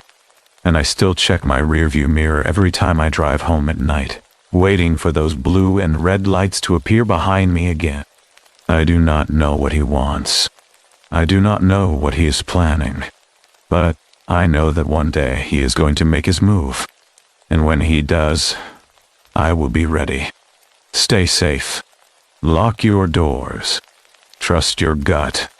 And never, ever stop looking over your shoulder.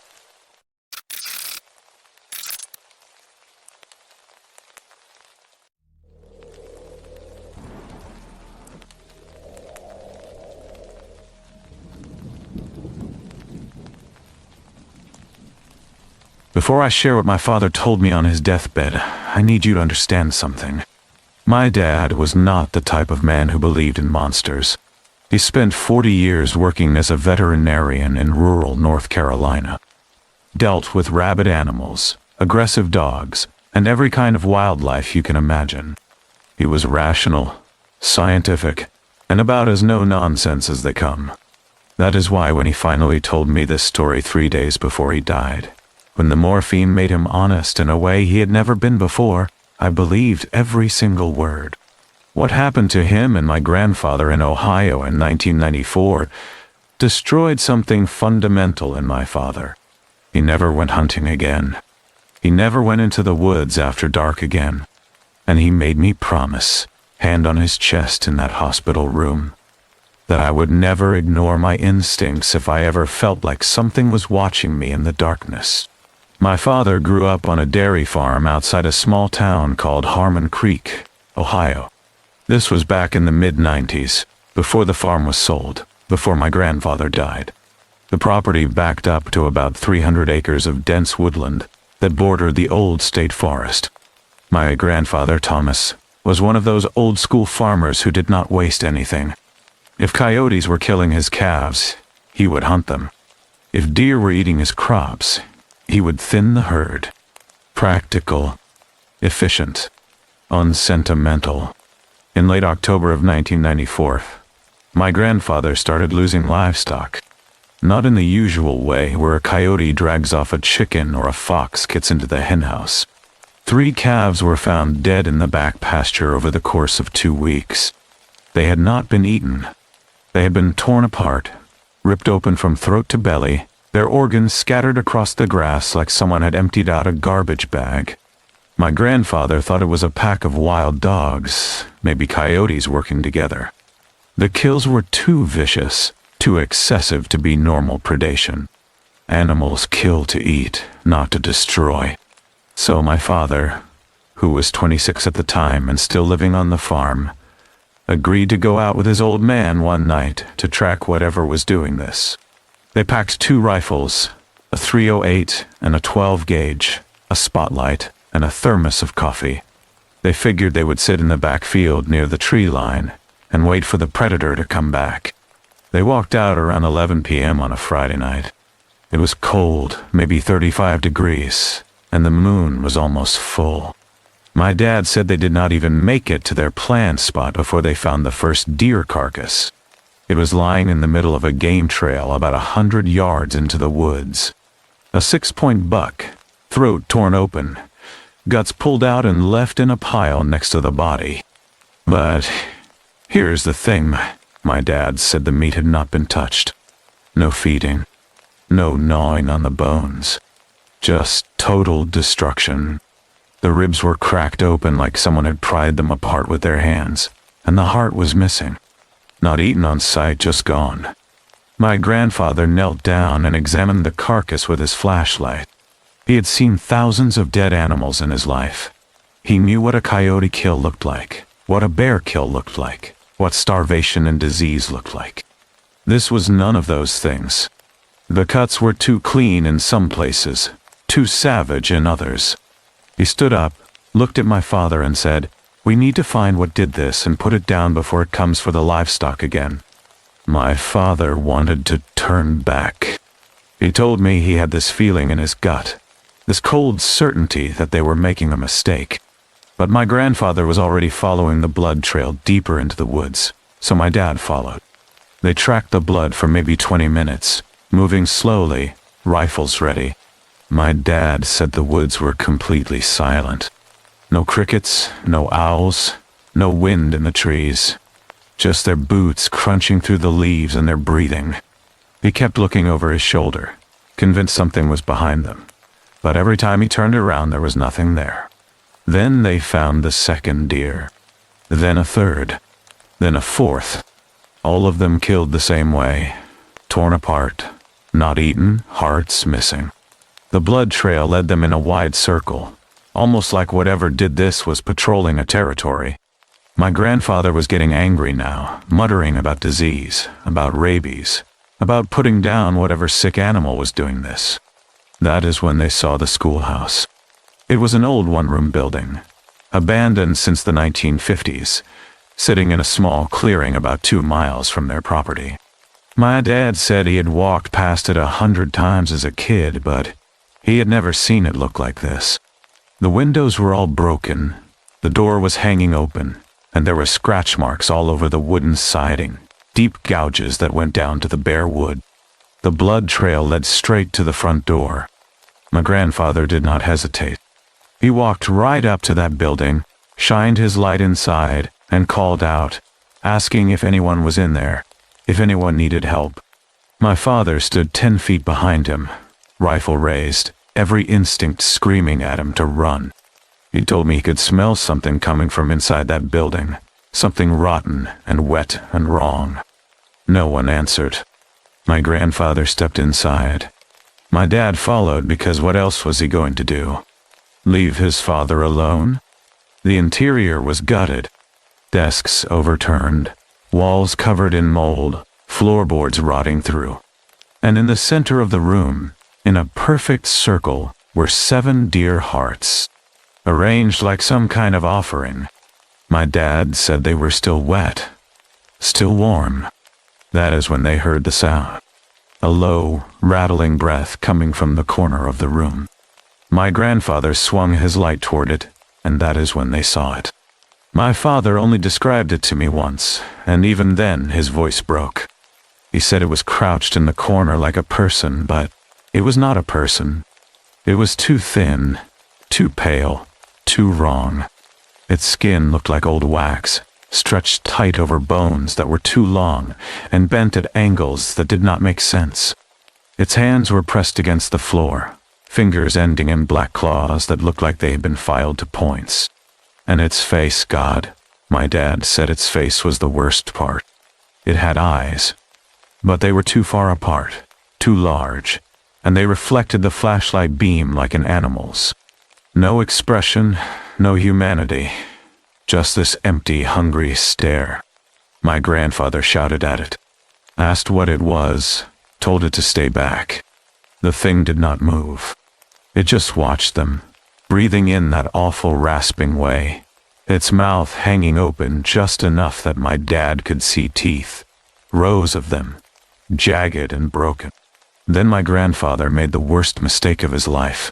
He lowered his rifle just a fraction, just for a second, and said, "I think it is a person. I think it is sick. We need to get help." The thing moved. My dad said it was faster than anything he had ever seen. 1 second it was in the corner, the next it was on top of my grandfather, claws sinking into his chest, pulling him down to the floor. My grandfather screamed, tried to fight it off, but it was too strong. My dad raised his rifle and fired, hit the thing square in the back, but it did not even flinch. He fired again, and the creature just kept tearing into my grandfather, ripping through his jacket, his shirt, his skin.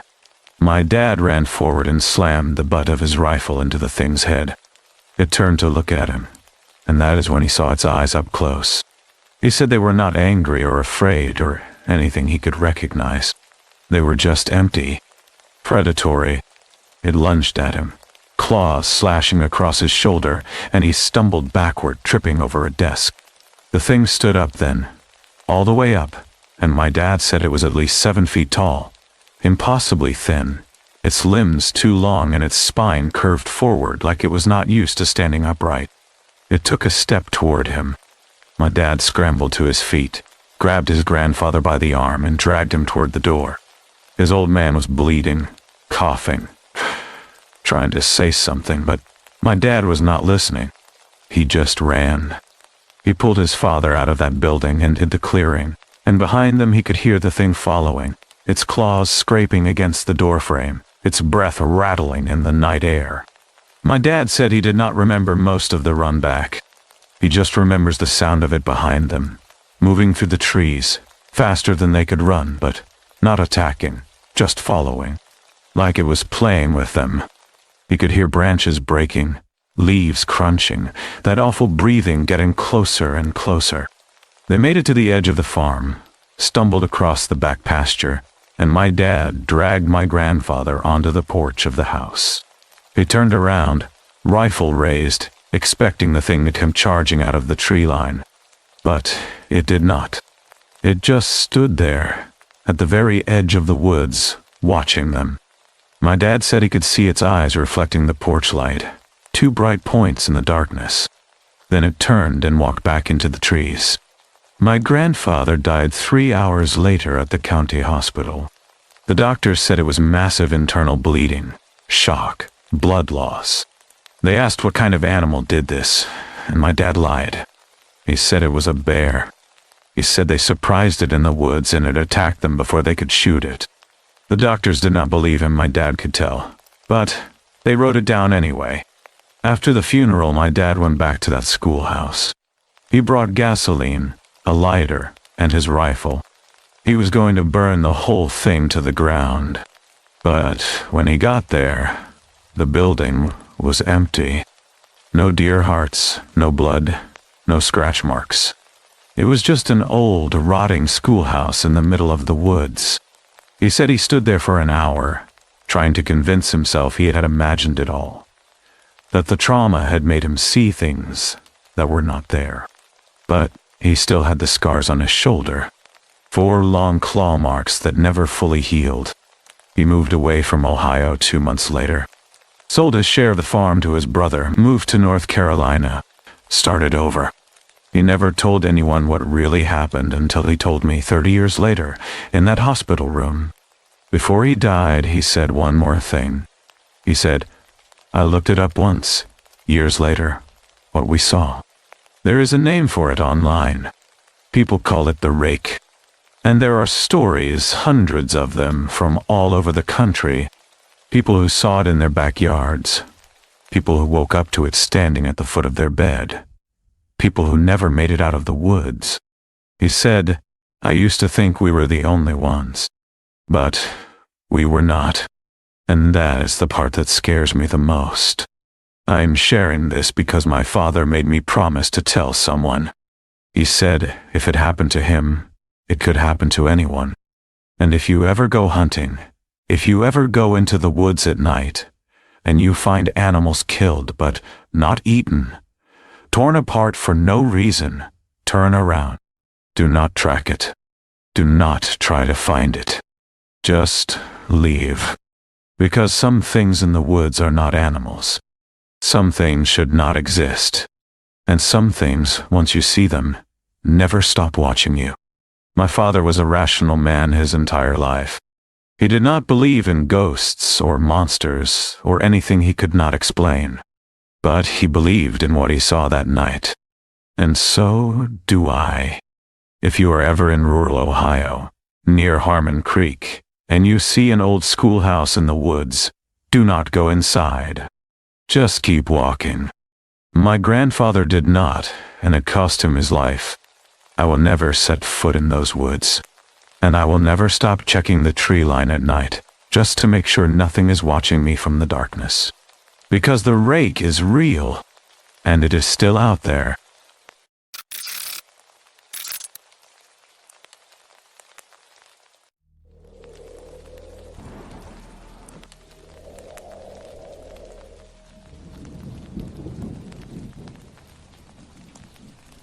Before I tell you what happened to my family on Thanksgiving Day in 1993, and what I discovered years later about where my aunt worked, I need you to understand something about domestic violence.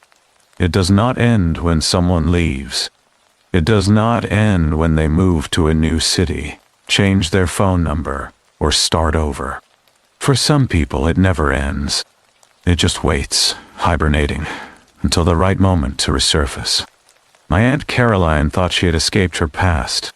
She had not told anyone in the family the full truth about why she left Chicago 10 years earlier, why she never talked about her ex-husband, or why she flinched every time a car pulled into the driveway unexpectedly. We all just assumed she was private, maybe a little anxious.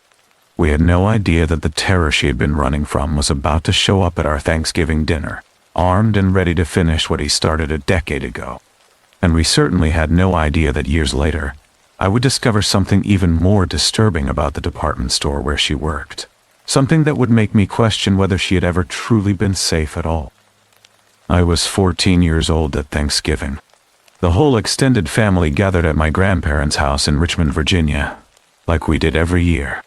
There were about 20 of us, aunts, uncles, cousins, grandparents, all crammed into a 3-bedroom ranch house with 1 bathroom and a kitchen that smelled like turkey, stuffing, and pumpkin pie. It was chaotic, loud, and perfect.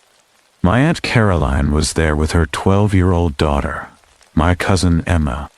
Caroline had been living in Richmond for about 8 years at that point, working as an assistant manager at a department store in the mall. She was quiet, kept to herself mostly, but she seemed happy. At least, that is what I thought. Around 6 p.m., we were all sitting down to dinner. The table was packed with food, everyone was talking and laughing, and my grandfather was about to say grace when the phone rang. My grandmother answered it in the kitchen. I remember she called out for Caroline, said someone was asking for her. Caroline got up from the table, walked into the kitchen, and picked up the phone. From where I was sitting, I could see her face through the doorway. She went pale. Not just pale, almost gray, like all the blood had drained out of her body in an instant. She said something into the phone, just a few words, and then hung up. She stood there for a moment, staring at nothing, her hand still on the receiver. My uncle, her older brother, asked if she was okay. She did not answer. She just walked to the front window, pulled back the curtain, and looked out into the driveway. That is when we all heard it. The sound of tires on gravel, a car pulling up fast. Headlights flooded the front of the house, bright and blinding. My grandfather stood up, walked to the window, and asked who it was. Caroline turned around, and I will never forget the look on her face. Pure terror. She said 3 words. He found me. The front door flew open before anyone could move. A man walked in, and I say walked, but it was more like he stormed in, drunk and furious, his eyes scanning the room until they locked onto Caroline. He was tall, maybe 6'2", with graying hair and a thick build. He was wearing a dirty jacket, jeans, and boots, and he smelled like gasoline and alcohol. In his right hand he was holding a revolver. In his left hand he was carrying a red plastic gas can. My grandmother screamed. My grandfather stepped forward and told the man to get out of his house. The man ignored him, kept his eyes on Caroline, and said, "You thought you could run from me, Caroline? You thought you could take my daughter and disappear?" He gestured toward Emma, who was sitting at the table, frozen in terror. The man said, "I have been looking for you for 10 years. 10 years, and you know what? I finally found you. And now I am going to make sure you never run again." My uncle, Caroline's brother, moved between the man and my aunt. He told the man to put the gun down, that this was not the way to handle things. The man laughed, a horrible, bitter laugh, and said, "You do not know what she did to me. She took everything. My money, my house, my kid. She destroyed my life. So now I am going to destroy hers." He raised the gas can and unscrewed the cap. The smell of gasoline hit us immediately, sharp and overwhelming. My father, who had been standing near the kitchen, grabbed a cast iron skillet from the stove and charged at the man. My uncle did the same, tackling him from the side. The 3 of them went down hard, crashing into the coffee table, the gun skittering across the floor. My grandmother grabbed Emma and pulled her out of the room. My mother dialed 911. I just stood there, paralyzed, watching my father and uncle wrestle this man to the ground while he screamed and thrashed, spilling gasoline all over the carpet. It took both of them to hold him down. My uncle pinned his arms while my father kicked the gun away and grabbed the gas can, throwing it out the front door. The man kept shouting, cursing, threatening to kill everyone in the house. He said he was going to burn it all down, that if he could not have Caroline, no one would. He said he had been watching her for weeks, following her to work, learning her schedule, waiting for the perfect moment. He said Thanksgiving was symbolic, that he wanted to take away everything she loved, just like she had taken everything from him. The police arrived 7 minutes later. They cuffed him, dragged him out to the patrol car, and arrested him on the spot. Assault with a deadly weapon, attempted arson, trespassing, terroristic threats. He was sentenced to 12 years in prison. But the damage was already done. The Thanksgiving dinner was ruined. The house smelled like gasoline for weeks, and my Aunt Caroline was never the same. After that night, Caroline told us everything. She had been married to that man, Robert, for 6 years back in Chicago. He had been emotionally abusive from the start, controlling her money, isolating her from friends, monitoring her every move. When she finally tried to leave him, he escalated. He threatened to kill her, to take Emma, to make sure she never felt safe again. So she ran. She changed her name, moved to Virginia, and started over. She thought she was safe. She thought he would never find her. But Robert was patient. He spent a decade searching for her, tracking her through old employment records, Social Security filings, anything he could find. When he finally located her in Richmond, he did not act immediately. He watched. He followed her to work, to the grocery store, to her daughter's school. He learned her routine, her schedule, her vulnerabilities. And then, on Thanksgiving, when he knew the whole family would be together, he made his move. Caroline quit her job at the department store 2 weeks after the incident. She said she could not go back, that every time she walked through those doors she felt like someone was watching her. My mother tried to convince her to stay, said she needed the income, but Caroline refused. She said the store did not feel safe anymore. At the time, I thought she was just being paranoid, traumatized by what Robert had done. I did not understand until years later, when I was 17 and started working at that same department store during summer break, that maybe Caroline had been right all along. The store was a typical mid-90s mall anchor. 3 floors of clothing, electronics, home goods, and a small food court in the basement. I worked in the stockroom, unloading trucks, organizing inventory. The kind of mindless labor that paid minimum wage but kept me busy during summer vacation. The break room was on the 2nd floor, tucked away in the back near the employee bathrooms and a maintenance corridor that connected to the mall's central ventilation system. I spent a lot of time in that break room. It was quiet, air-conditioned, and had a small TV that no one ever watched. Most employees avoided it because it was so far from the sales floor. But I liked the isolation. I could eat my lunch, read a book, and not deal with customers or managers. It was my sanctuary. Until the day my coworker, Jennifer, refused to go in there. We had been on our lunch break, and I told her I was heading to the break room. She looked at me like I was crazy and said, "No way, I am not going in there." I asked her why, and she said, "Because there is someone in the ceiling." I laughed, thought she was joking. She was not. She said she had been in there the week before, sitting alone, eating a sandwich, when she heard footsteps. Not above the ceiling, in the ceiling, like someone was walking around in the crawl space between the 2nd and 3rd floors. She said the footsteps moved from one end of the room to the other, slow and deliberate, and then stopped directly above her head. She left immediately and refused to go back. I did not believe her. I thought maybe it was pipes, or the HVAC system, or just the old building settling. So I went to the break room by myself. I sat down, opened my lunch, and waited. For the first 10 minutes, nothing happened. Then I heard it. A low creaking sound, like someone shifting their weight on old wood. Then footsteps. Soft, careful footsteps moving across the ceiling, from the far wall toward the center of the room. I stood up, stared at the ceiling tiles, and watched as one of them shifted slightly, like something heavy was pressing down on it from above. I left the break room and went straight to my manager.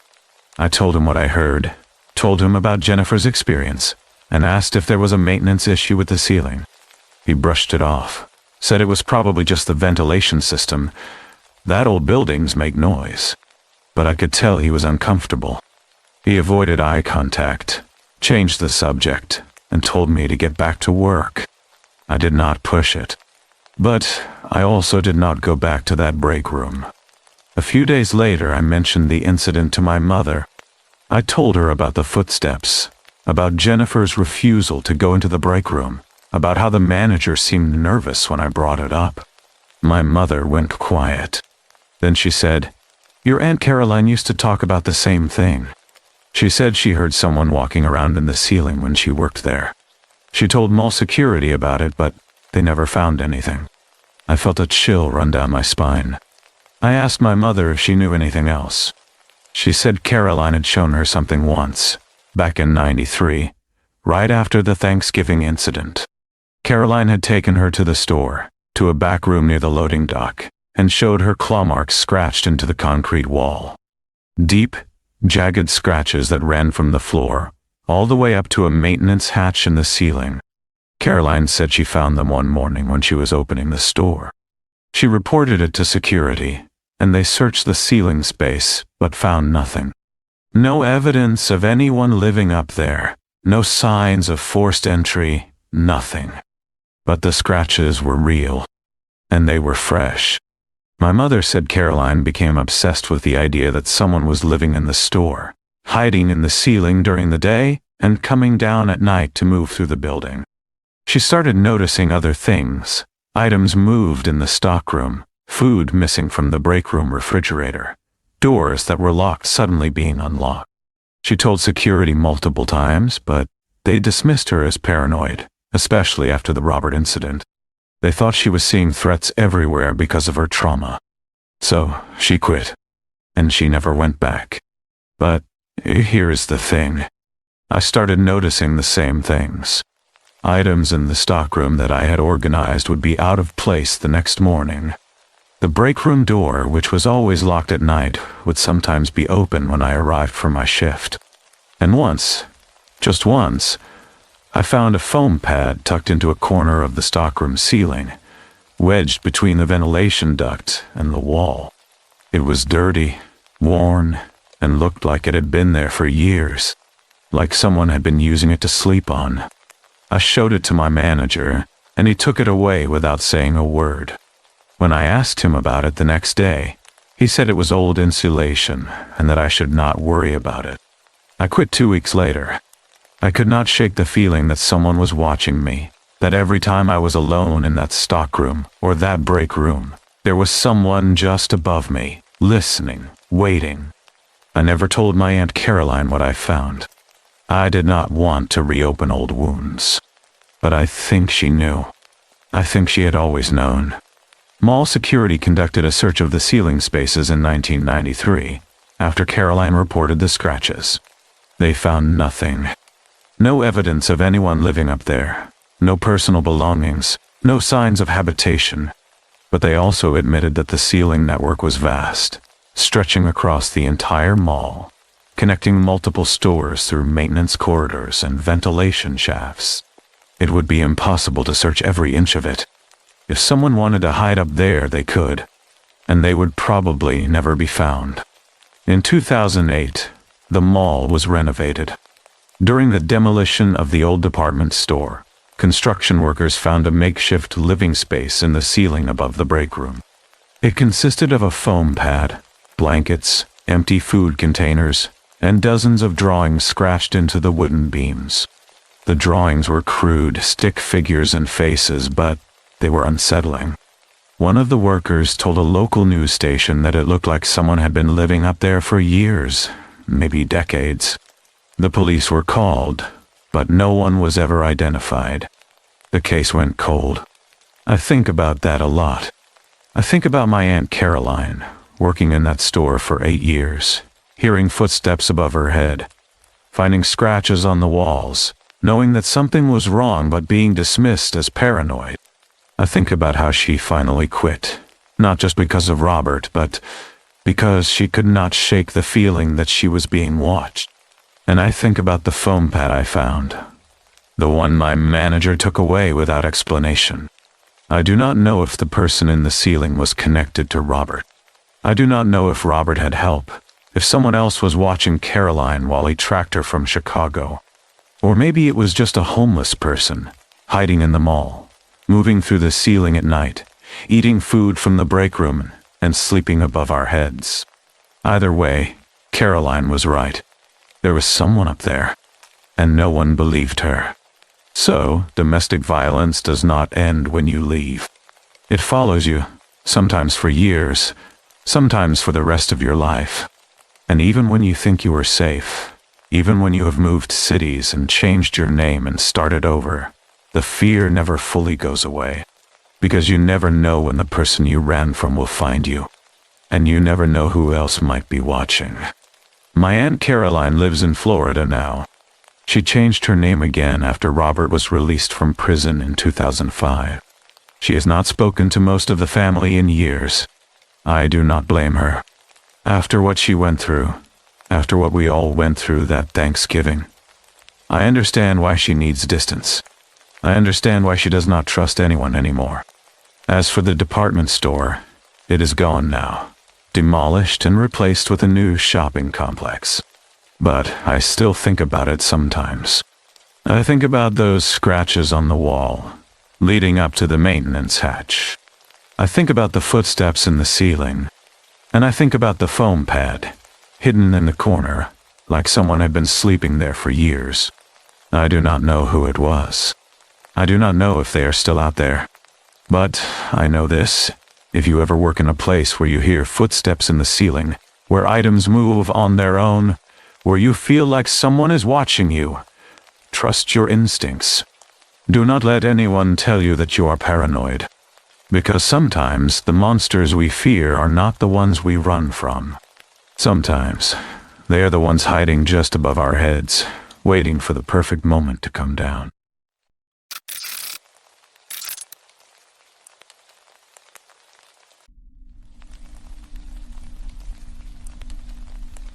I am a former research psychologist who spent 3 years studying the effects of extreme isolation on human cognition.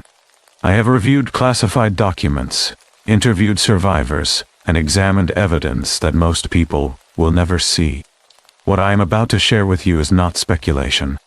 This is not a campfire story.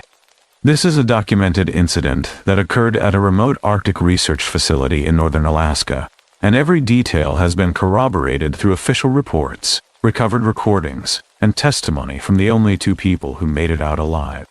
The Canadian military investigated similar incidents in 2016, when mysterious sounds in the Arctic drove away all wildlife in the Fury and Hecla Strait. Scientists at the Antarctic Impulsive Transient Antenna experiment detected unexplainable signals coming from beneath the ice that still have no explanation nearly a decade later. What happened at Station Polaris follows the same pattern, but with one crucial difference. This time, there were witnesses. This is their story. My name is Dr. Michael Brennan, and I was part of a 6-person research team stationed at Polaris Arctic Research Facility, located approximately 300 miles north of Prudhoe Bay, Alaska. We arrived in early November of 2022 for what was supposed to be a 4-month winter study on atmospheric electromagnetic phenomena and their effects on radio communications.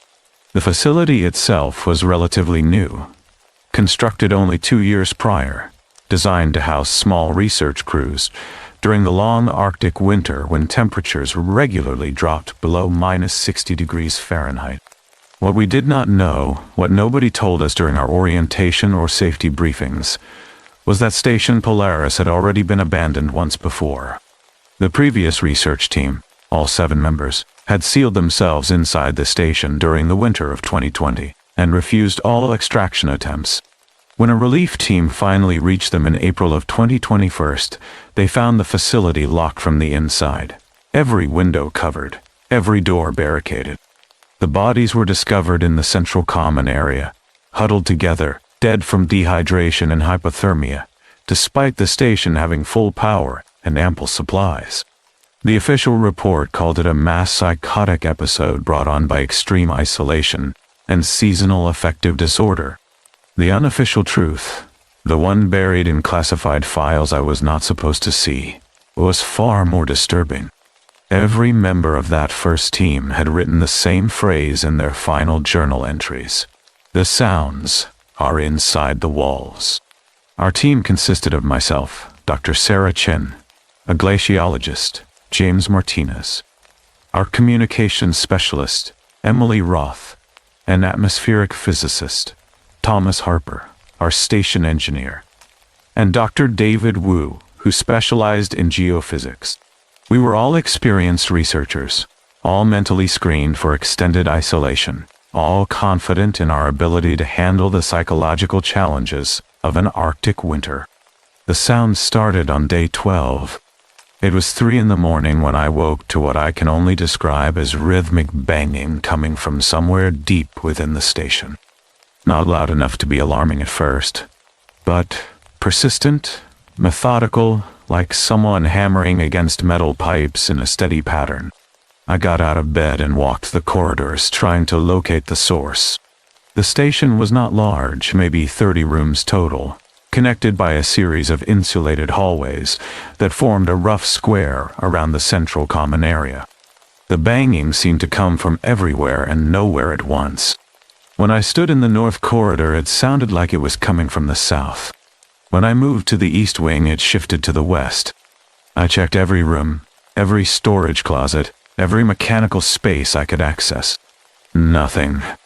The heating system was functioning normally. The ventilation was quiet. There was no logical source for the sound. I mentioned it to the team the next morning. Thomas, our engineer, assured me it was probably thermal expansion in the pipes, a common occurrence when temperatures fluctuated.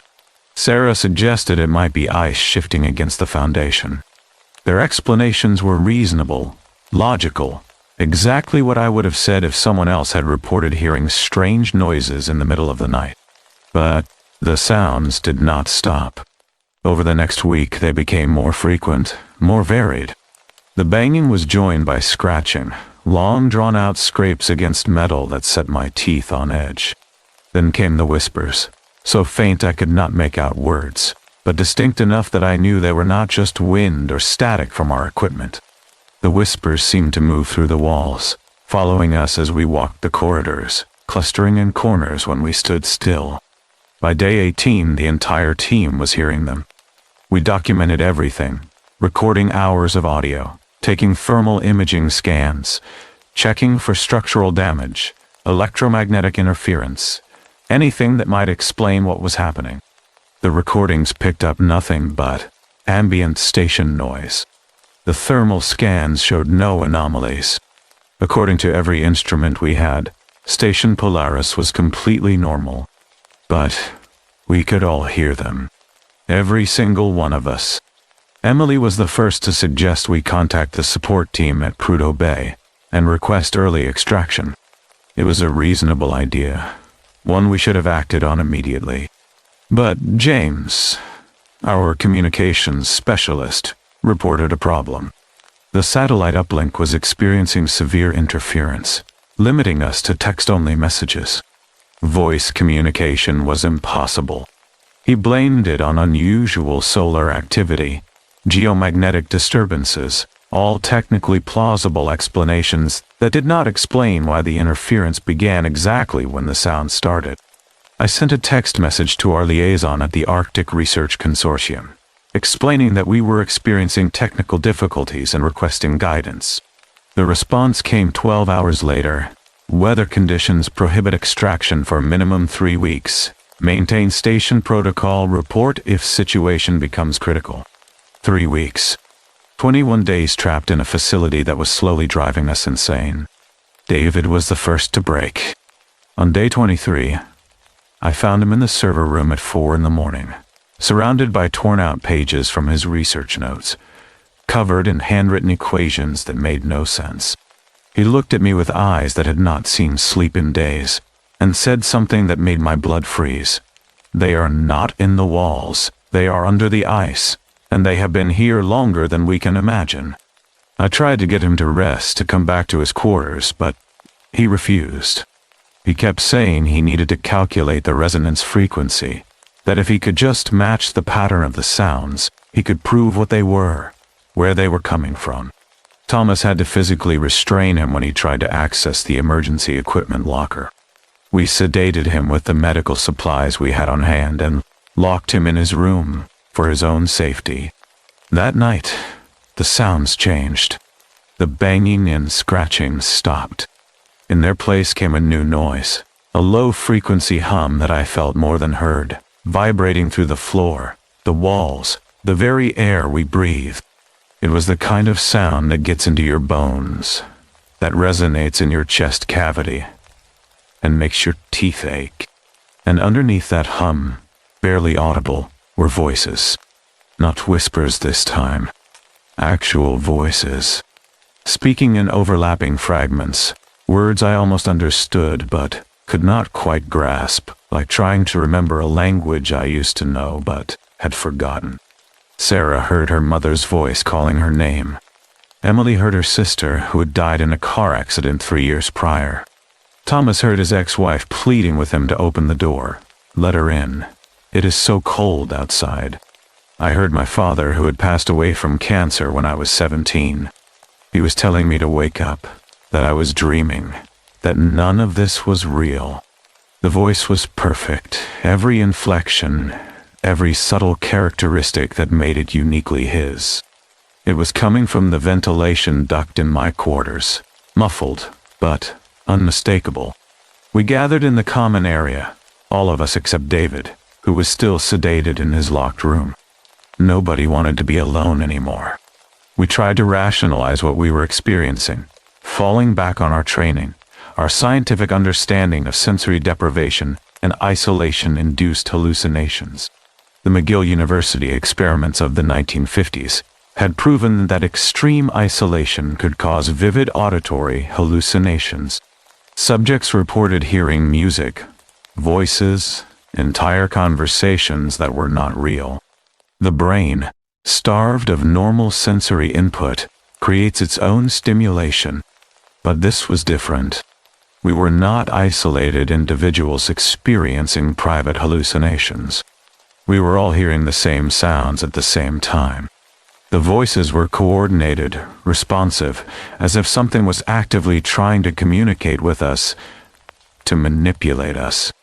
On day 27th, James made a discovery that shattered what remained of our rational explanations. He had been reviewing the archive data from the previous research team, the files that were supposed to have been deleted but had somehow remained on the station's backup servers. The last team had also documented strange sounds starting on day 12. They had also experienced the progression from banging to scratching, to whispers, to voices. They had also tried to request extraction and been told to wait. But what James found in their final logs, the entries made in the hours before they sealed themselves in and died, was something else entirely. They had discovered an object buried beneath the station, approximately 40 feet below the foundation, encased in ice that dated back thousands of years. The object was metallic, roughly spherical, and it was emitting a low-frequency electromagnetic pulse that matched the rhythm of the sounds we were hearing. The previous team had tried to excavate it.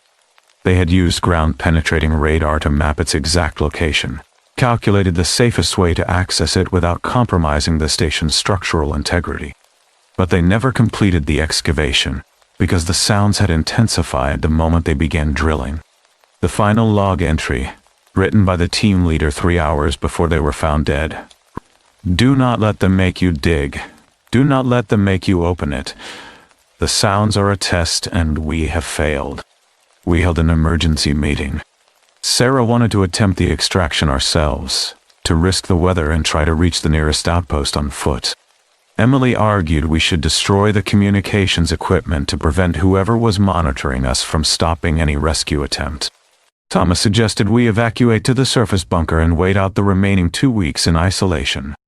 James wanted to access the object, to see if it was truly the source of our experience, or just another layer of the madness. I voted to seal ourselves in and wait. Looking back now, I cannot explain why. It seemed like the most rational choice at the time, the safest course of action. But I think, even then, something had already gotten into my head, into all of our heads. The sounds had become normal. The voices had become familiar. We were adapting to the madness instead of fighting it. David woke up screaming that night. We could hear him through the locked door of his quarters, shouting that they were coming through, that the ice was breaking, that we needed to run. Thomas and I went to check on him.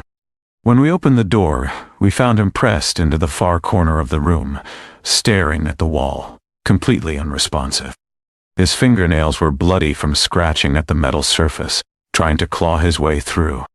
On the wall, written in his own blood, was a series of mathematical equations I did not recognize. Below them, repeated dozens of times in increasingly erratic handwriting, were the words, "Resonance frequency achieved. They are listening. They are coming." That was when the power went out. Emergency lighting kicked in immediately, bathing the station in dim red illumination that made everything look like a scene from a nightmare. Thomas went to check the generators while the rest of us stayed in the common area. He returned 15 minutes later, his face pale, his hands shaking. The generators were fine, he said. Everything was functioning perfectly. The power had not gone out. Something had turned off the main lights deliberately, using the control panel in the mechanical room.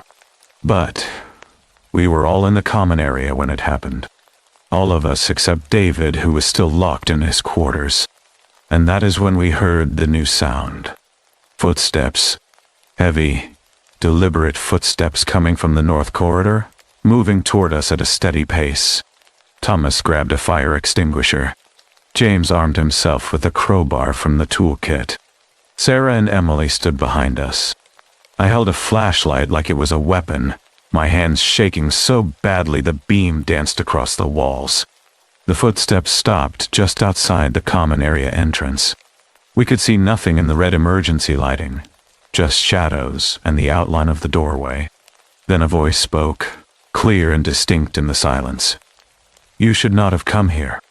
It was my voice. My exact voice, speaking with my accent, my speech patterns, everything that made it uniquely me. But I was standing in the common area with my mouth closed, as terrified as everyone else. Sarah broke first. She ran for her quarters, screaming that we needed to leave, that we needed to get out, that we were all going to die if we stayed. Emily chased after her. Thomas and James stood their ground, weapons raised, waiting for something to emerge from the darkness beyond the doorway. Nothing came. The footsteps resumed, moving away from us now, back down the north corridor toward the locked equipment locker that contained our survival gear, our emergency beacons, our only means of signaling for help. That was when I understood what was happening. This was not a haunting. This was not a psychological breakdown. This was a trap. The sounds, the voices, the progressive escalation of terror. All of it was designed to do exactly what it had done to the previous team. Make us seal ourselves in, make us paranoid of rescue, make us too afraid to leave or too desperate to stay rational. The object beneath the ice, whatever it was conscious. It was manipulating us, using electromagnetic interference to affect our brains, to induce coordinated hallucinations, to make us hear and see things that supported its agenda. The previous team had realized this too late. They had sealed themselves in to prevent contamination, to stop whatever was under the ice from reaching the outside world. But sealing themselves in had killed them, and it would kill us too if we followed the same path. I made a decision that saved 3 lives and cost 3 others. I told Thomas and James that we needed to evacuate immediately, that we needed to take our chances with the surface environment and trust that our survival training would get us to the nearest outpost before hypothermia set in. We would take what supplies we could carry, activate our emergency beacons, and leave Station Polaris behind forever. Sarah and Emily refused. They had barricaded themselves in Sarah's quarters and would not come out. They screamed through the door that we were the ones who were infected, that we were being controlled, that the only safe choice was to wait for official extraction. David, still locked in his room, had gone completely silent. Thomas, James, and I gathered what we could in 10 minutes. Extreme cold weather gear, emergency rations, GPS beacons, and flare guns. We did not take the time to check on David or try to convince Sarah and Emily. Every minute we spent in that station was another minute for whatever was under the ice to tighten its grip on our minds. We left through the emergency exit at 4:15 in the morning on day 31. The temperature outside was minus 58 degrees. The wind chill pushed it to minus 80. We had approximately 6 hours before severe frostbite became a certainty, 12 hours before hypothermia would kill us. We made it 4 miles before Thomas collapsed. His beacon was malfunctioning, damaged during the hasty evacuation. James and I tried to carry him, but the cold was sapping our strength faster than we anticipated. We activated our emergency beacons and built a snow shelter, hoping rescue would find us before the Arctic claimed us. A Coast Guard helicopter located us 8 hours later, guided by our beacon signals. Thomas was still alive, barely, suffering from severe hypothermia and frostbite that would cost him 3 fingers on his left hand. James and I were in better condition, protected by the snow shelter and the emergency thermal blankets we had brought. Station Polaris was evacuated 2 days later. Sarah and Emily were found in Sarah's quarters, alive but unresponsive, suffering from severe dehydration and what doctors called a shared psychotic episode. They had barricaded the door from the inside using furniture and equipment, convinced that something was trying to break in. Neither has spoken coherently since their rescue. David was found in his locked quarters, dead. The autopsy revealed he had died from cardiac arrest, approximately 24 hours before our evacuation. But the disturbing detail, the one that has haunted me ever since, was the condition of his body. His eyes were wide open, frozen in an expression of absolute terror, and his blood, when analyzed, showed levels of cortisol and adrenaline consistent with someone who had experienced sustained, extreme fear for hours before death. The station was sealed and classified as a biological hazard site 6 months later. The official story cited toxic mold and structural instability. The real reason, documented in reports I was forced to sign non-disclosure agreements to access, was the discovery made during the final survey of the facility. The object beneath the ice was still there, still emitting its low-frequency electromagnetic pulse. But the survey team found something else, something that explained why the previous research team had tried so desperately to warn us. The ice surrounding the object showed signs of recent fracturing, thin cracks spreading upward toward the foundation, as if whatever was trapped down there was slowly, methodically, breaking free. And in the mechanical room, written on the wall and what analysis confirmed was David's blood, was a message that had not been there when we evacuated. Resonance frequency achieved, awakening in progress, do not return. I am telling you this story because Station Polaris was not an isolated incident.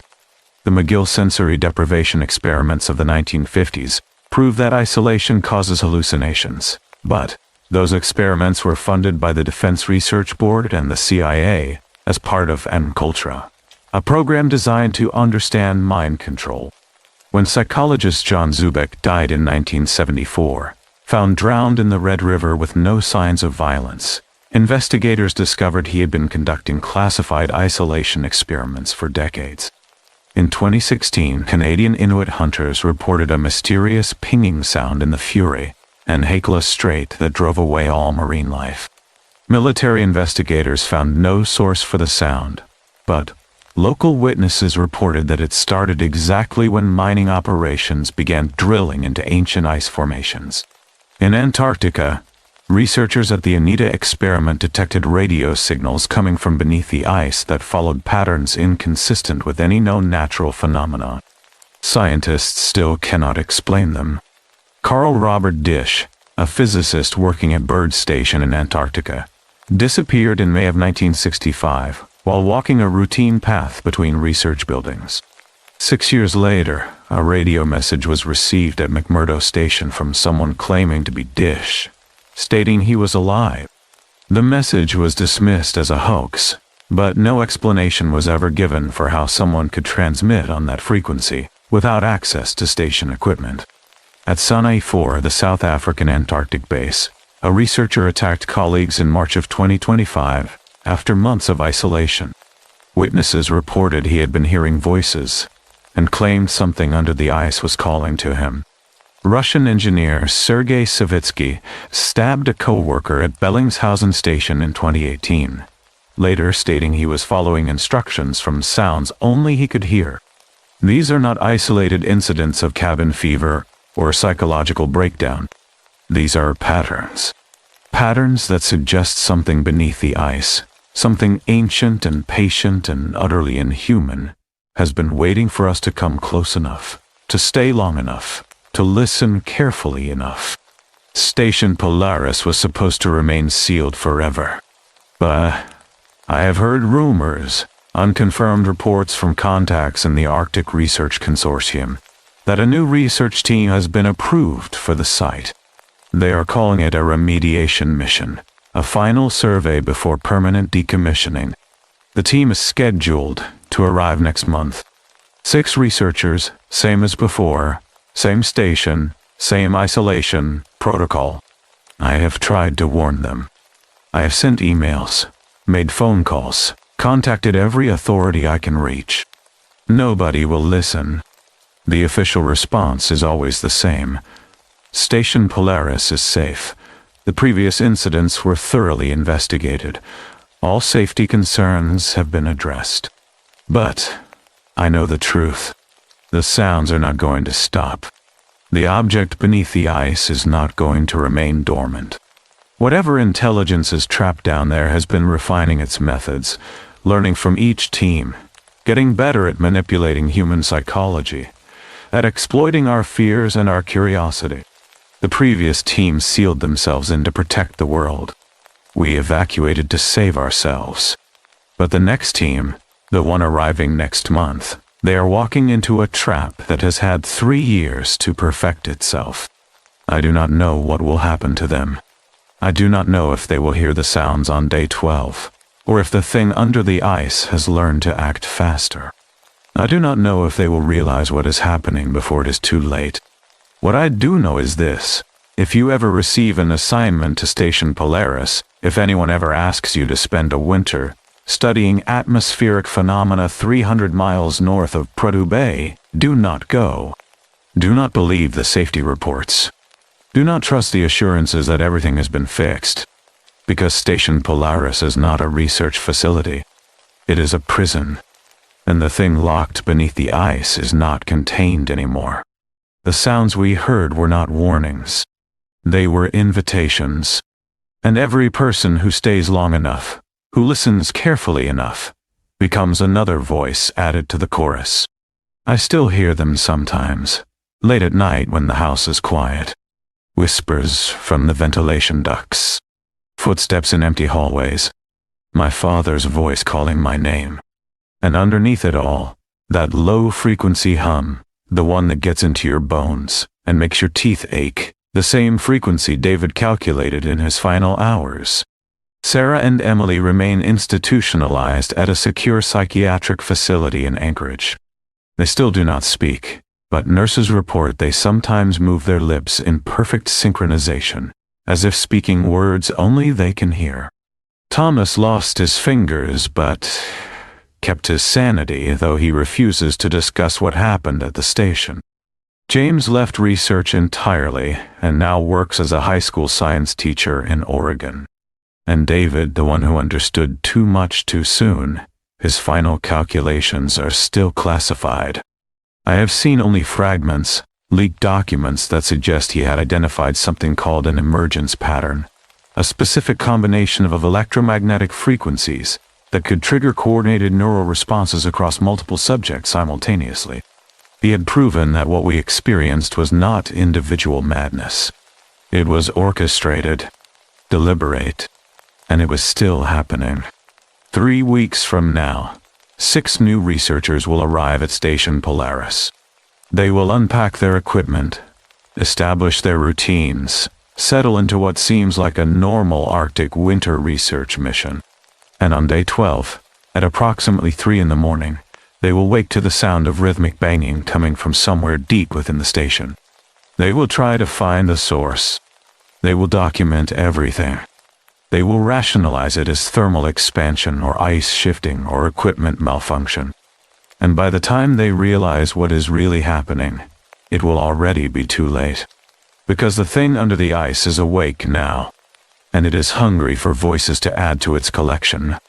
I am sharing this story because someone needs to know the truth before it is buried again under classified reports and non-disclosure agreements. Someone needs to understand that isolation does not just break your mind. It opens doorways for things that should remain closed. The Arctic has always been deadly. The cold, the darkness, the endless white wasteland that swallows expeditions whole. But the real danger is not the environment. It is what waits beneath it, patient and ancient and utterly alien, counting the days until enough people have listened, until enough minds have been opened, until the resonance frequency is achieved not just in one station, but across the entire ice sheet. Station Polaris was just the beginning, and I fear we are running out of time to stop what comes next. The psychological effects of Arctic isolation are well documented. In 2025, researchers at South Africa's Sani 4 base experienced violent confrontations after months in isolation, with team members reporting heightened behavior and fear. Environmental Minister Dion George confirmed there was a verbal altercation and noted the psychological toll of 10-month isolation periods.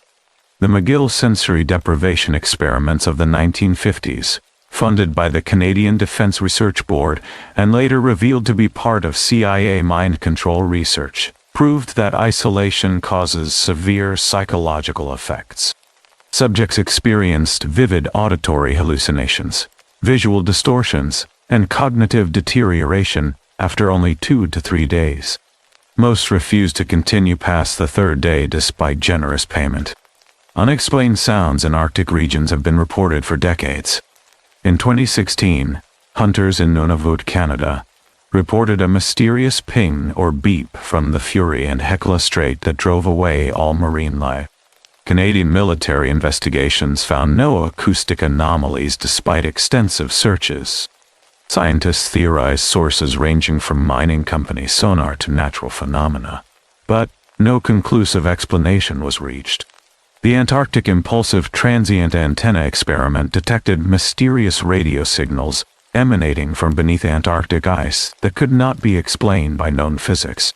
These signals appeared to originate from the ice itself rather than cosmic sources, and researchers remain baffled nearly a decade later. Carl Robert Disch, a physicist working at Bird Station, Antarctica, disappeared on May 8, 1965, while walking a routine path between buildings. 6 years later, a message claiming to be from Disch was received at McMurdo Station, stating he was alive. While dismissed as a hoax, no one has explained how the transmission occurred. Violence and psychological breakdowns at isolated research stations are more common than publicly acknowledged. In October 2018, Russian engineer Sergei Savitsky stabbed a colleague at Bellingshausen Station after experiencing an emotional breakdown. At Australia's Marion Island Station in 2017, a team member destroyed a colleague's room with an axe after relationship problems developed during isolation. The CIA's Enculture program, publicly exposed in the 1970s, conducted extensive research into sensory deprivation and isolation as methods of breaking down personality and implanting false memories. The Allen Memorial Institute in Montreal hosted CIA-funded experiments from 1957 to 1964 involving sensory deprivation, psychic driving, and LSD administration. Many subjects suffered permanent psychological damage. Research psychologist John Subeck, who pioneered sensory deprivation studies at the University of Manitoba, was found dead in the Red River in 1974. While ruled accidental, colleagues noted he had been acting strangely and had expressed concerns about the classified nature of his research. His body showed no signs of violence, and no satisfactory explanation for his death was ever provided. These documented cases demonstrate that extreme isolation in polar environments creates measurable psychological effects that can manifest as coordinated hallucinations, violent outbreaks, and unexplained phenomena. The combination of sensory deprivation, electromagnetic interference, and prolonged darkness creates conditions where the human mind becomes vulnerable to influences that remain scientifically unexplained. Whatever exists beneath the ice at sites like Station Polaris may be natural, artificial, or something in between. But the pattern is clear. When humans stay too long in these places, when they listen too carefully to sounds that should not exist, something fundamental changes in how they perceive reality. And sometimes, that change becomes permanent.